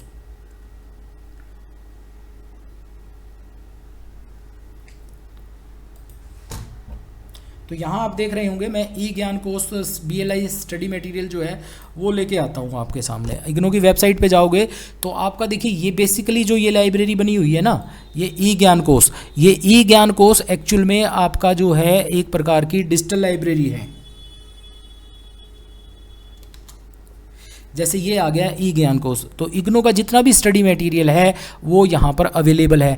यहाँ पर आप लाइव वीडियोज़ भी देख सकते हैं, इग्नो सेल्फ स्टडी मटेरियल जो कंटेंट्स हैं, स्वयं वाले कोर्स भी, यूट्यूब वीडियोस भी हैं इग्नो की, वो सारे। तो ये जो लाइब्रेरी बनी हुई है ना स्टूडेंट, ये एक्चुअल में डी स्पेस में ही बनी हुई है। अब यहाँ पर सेल्फ लर्निंग जो डॉक्यूमेंट हैं आपके, जैसे आपका BLIS का मटेरियल है तो वो आप यहाँ से डाउनलोड कर सकते हैं। जो मैं स्टडी मटेरियल डाउनलोड कर रहा हूँ, जैसे मुझे BLIS का करना है तो देखिए करंट में मैं जो है BLIS का स्टडी मटेरियल यहाँ से जो है फुली डाउनलोड कर सकता हूँ। जैसे अब हम 9 पेपर में हैं तो 9 पेपर में आप ये देखिए, ये ऑटोमेशन वाला जो है पूरा का पूरा ब्लॉग जो है मैं डाउनलोड कर सकता हूँ यहाँ से। और ये सारी की सारी फैसिलिटी जो है किस में बनी हुई है स्टूडेंट, ये सारी की सारी फैसिलिटी बनी हुई है आपकी डी स्पेस में। तो आप इसका एक एग्जांपल देख सकते हैं कि हमारा जो ई ज्ञान कोर्स है इग्नो की वेबसाइट पर, वो डी स्पेस में बना हुआ है। तो यहाँ आपने देखा डी स्पेस सॉफ्टवेयर और इसका एक एग्जांपल मैंने आपको दिखा दिया। अब हम चलते हैं हमारी नेक्स्ट यूनिट में। नेक्स्ट यूनिट में एक और सॉफ्टवेयर है जिसके द्वारा हम जो है डिजिटल लाइब्रेरी बना सकते हैं, वो है GSDL, green stone digital library. इसमें भी स्टूडेंट आपको वही करना है कि आपका ये किसने बनाया और ये विंडो वर्जन पे आप जब इसको यूज़ करेंगे तो क्या क्या रिक्वायरमेंट होंगी वो सारा। तो आप इसमें एक तो ये बताएं कि GSDL किसने बनाया, कब बना, क्या था क्या नहीं था। Greenstone is an open source, ये भी स्टूडेंट ओपन सोर्स सॉफ्टवेयर है, मल्टीलिंगुअल सॉफ्टवेयर है, issued under the term of the GNU general public licence, जिसमें कोई भी व्यक्ति इसको यूज़ कर सकता है, इसको डिस्ट्रीब्यूट कर सकता है, इसके अंदर चेंजेस कर सकता है डिजिटल लाइब्रेरी कलेक्शन को। और aim of the Greenstone software is to empower users particularly in a university. तो बेसिकली अगर आपको पूछा जाए कि ये किसके लिए यूज है, यूनिवर्सिटी लाइब्रेरी के लिए। अब ये किसने बनाया, Greenstone has been produced by the New Zealand digital library project at the university of Waikato. तो यूनिवर्सिटी ऑफ वाईकाटो से, और कोहा भी आपका स्टूडेंट वहाँ बना था, वो कपिटो कम्युनिकेशन ने बनाया था, और ये जो है आपकी यूनिवर्सिटी ऑफ वाईकाटो ने बनाया था। अब ये है फर्दर डेवलप हो रहा है, ये डिस्ट्रीब्यूट हो रहा है किसकी सहायता से, यूनेस्को की सहायता से, और एक ह्यूमन इन्फो NGO है बेल्जियम में। अब वो ये लोग इनको जो है हैंडल कर रहे हैं। तो आप इसकी एडवांटेज देखें, एडवांटेज में वही है, it is based of the FOS free software के आधार पर जो है ये अवेलेबल है। इसमें ग्रीन स्टोन क्या क्या कर सकता है भाई, ये जो है यूजर्स को फैसिलिटीज़ दे सकता है, फ्री में प्रोवाइड करता है, CD-ROM प्रोवाइड करता है। तो ये थोड़ा सा पढ़ना। अब इसकी टेक्निकल फीचर्स क्या हैं भाई, ये मल्टीपल यूज़र फ्रेंडली है भाई, मल्टीपल यूज़र्स जो हैं इसको यूज़ कर सकते हैं। इंट्रोपेरेबिलिटी है, एक दूसरे से जो है कोऑपरेट करके चलता है। ये इंटरफेस इसमें जो है यूज़र फ्रेंडली है। मेटाडाटा फॉर्मेट्स हैं इसमें, डुप्लिंग कोर जैसे मैंने बताया, मेटाडाटा जो है वही 14-15 एलिमेंट्स जो हैं उसके वो यूज़ हो सकते हैं। अब इसके इंस्टॉलेशन, वही इसको इंस्टॉल करने से पहले आपके पीसी में क्या होना चाहिए और कौन कौन से सॉफ्टवेयर जो हैं स्टूडेंट्स आपके होने चाहिए, वही जावा रन टाइम, आपका पर्ल होनी चाहिए, C++, वेब ब्राउज़र होना चाहिए, ठीक है। अब ये है there are the different option for getting GSDL software. आप इसको कहाँ से, यूनेस्को से ले सकते हैं CD-ROM में, IIT digital library in education CD-ROM से ले सकते हैं, download directly from the Greenstone organization, यहाँ से भी आप इसको free of cost directly download जो है वो कर सकते हैं। तो ये हो गए इसके मेथड्स कि भाई कैसे कैसे। अब इंस्टॉलिंग में आप क्या क्या करेंगे, अब इसके लिए जो है मैं आपको इस वीडियो के लास्ट में बिल्कुल मैंने जैसे डाउनलोड किया हुआ है वो मैं दिखाऊंगा, और जो यूजर इंटरफेस पे जो काम किया हुआ है वो मैं आपको दिखाऊंगा इस वीडियो के लास्ट में। अब जैसे ग्रीन स्टोन जो है इंटरफेस, दो इंटरफेस प्रोवाइड करता है, एक तो होता है लाइब्रेरियन इंटरफेस और एक होता है आपका user interface. Librarian interface is GSDL is for creation management and updating the collection. भाई लाइब्रेरियन की अथॉरिटी होती है यहाँ पर, वो क्या करता है, क्रिएट करता है कलेक्शन को, उसकी मैनेजमेंट करता है, उसको टाइम टू टाइम अपडेट करता है। तो ये इसकी जो है फैसिलिटी है। और एक होगा आपका यूज़र इंटरफेस, जहाँ पर यूज़र जो है इसको यूज़ कर पाएंगे। अब लाइब्रेरियन इंटरफेस कैसा दिखाई देगा वो देखिए, लाइब्रेरियन इंटरफेस ये जावा पर्ल ऐप प्रोवाइड करता है ऐसा इंटरफेस। यहाँ ये देखिए, ये देख रहे हैं ना आप, ये सारा का सारा मैंने करवाया हुआ है आपको BLIE प्रैक्टिकल 229 प्रैक्टिकल जो है उसकी वीडियोज़ हैं उसमें करवाया हुआ है। मैं अभी लिंक आपको दे दूंगा। इसमें डॉक्यूमेंट को इनरिच कैसे कर सकते हैं आप, जैसे मान लीजिए कोई डॉक्यूमेंट इस पर अपलोड करना चाह रहे हैं तो वो PDF फॉर्म में, वीडियो फॉर्म में सब आप इस पर अपलोड कर सकते हैं। डिज़ाइन इसका ये है, कैसे डिज़ाइन करेंगे, तो इस पर जो काम किया गया है वो। अब है ग्रीनस्टोन यूज़र इंटरफेस। अब यूज़र इंटरफेस में क्या यूज़र क्या क्या कर सकता है भाई, वो प्लेन सर्च कर सकता है, वो फॉर्म बेस्ड सर्च कर सकता है, एडवांस सर्च कर सकता है, किसी डॉक्यूमेंट को ब्राउज कर सकता है, उसको डाउनलोड कर सकता है, उसको देख सकता है। बहुत सारे ऐसे जो है फॉर्मेट हैं इसमें जिससे वो कर सकता है। अब कलेक्शन बिल्डिंग जो है वो कैसे करते हैं वो सारा का सारा मैं उस वीडियो में अपनी में दिखा दूंगा। तो ये है आपका ग्रीनस्टोन। चलिए अब मैं आपको अपने चैनल पर लेकर चलता हूँ, जहाँ पर आप देखेंगे कि इसके इंस्टॉलेशन की प्रोसेस क्या है और जो मैंने 10 डॉक्यूमेंट इस पर अपलोड किए हैं वो किस प्रकार से कौन सी वीडियो में आपको देखने को मिलेंगे, जिसका लिंक डिस्क्रिप्शन में भी होगा और यहाँ से भी आप डायरेक्ट इस वीडियो के थ्रू भी मैं आपको सर्च करना बता दूंगा। तो स्टूडेंट यहाँ से हम चलते हैं मेरे चैनल पर। मेरे चैनल पर जाने के लिए आप गूगल में लिख सकते हैं फ्लाइस एकेडमी, या फिर डायरेक्ट जो है आप यूट्यूब में जाएं और वहाँ लिखें फ्लाइस एकेडमी। जैसे ही आप फ्लाइस एकेडमी लिखेंगे मेरा चैनल आपको शो आउट हो जाएगा। ये तो यूट्यूब से है, और हम गूगल से जाएंगे तो गूगल में भी फ्लाइस एकेडमी लिखना होगा। जैसे ही हम लिखते हैं तो मेरे चैनल पर देखिए आप आ गए हैं। आने के बाद आपको बहुतेरी वीडियो मिलेंगी, परंतु आपको सर्च करने की ज़रूरत नहीं है। आप सिर्फ डायरेक्ट प्लेलिस्ट में जाएं। प्लेलिस्ट में जाने के बाद आपको यहाँ मेरी प्लेलिस्ट मिलेंगी और उनमें से देखें BLIE 229 प्रैक्टिकल। ये उन स्टूडेंट्स के लिए भी इम्पोर्टेंट है जिनका प्रैक्टिकल नहीं हुआ है। तो आप इस प्लेलिस्ट को सिलेक्ट करें और जैसे ही इसको सिलेक्ट करेंगे मेरी वीडियोस आ जाएंगी। और यहाँ हम स्पेसिफिकली बात कर रहे हैं GSDL के बारे में। तो देखिए ये मेरी वीडियो है GSDL, how to install GSDL। इसमें आप देखेंगे कि GSDL जो है किस प्रकार से इंस्टॉल करेंगे, और दूसरा हाउ टू अपलोड 10 डॉक्यूमेंट। तो जैसे ही हम यहाँ जाएंगे 10 डॉक्यूमेंट जो है वो अपलोड करने हैं हमें, वो किस प्रकार से अपलोड करेंगे, और यूज़र इंटरफेस और लाइब्रेरियन इंटरफेस को आप किस प्रकार से यूज़ करेंगे, वो सारा इसके अंदर है। जैसे आप यहाँ इसको फुल स्क्रीन करके देखेंगे तो आपको अच्छे से वही सारी चीज़ें तो थी आपका, जो मैं GSDL जब मैं आपको पढ़ा रहा था तो वहाँ पर यही तो था आपका सारा, जो मैंने बताया था आपको ये कि भाई आप यहाँ जैसे मैंने इंस्टॉल किया है तो ग्रीनस्टोन यहाँ है, या देखिए लाइब्रेरियन इंटरफेस और यूज़र इंटरफेस जो है ये आपको दिखाई देंगे। उसके बाद आप इसको जो है आप देख सकते हैं, इसको जो है इस वीडियो को देख के भी ये क्वेश्चन पूरा किया जा सकता है। तो ये यहाँ पर पूरा मैंने सब बताया हुआ है कि आप डॉक्यूमेंट्स को यहाँ पर किस प्रकार से अपलोड करेंगे, और जैसे मैंने डॉक्यूमेंट्स जो हैं वो अपलोड करके पूरा का पूरा प्रोसीजर इस पर समझाया हुआ है।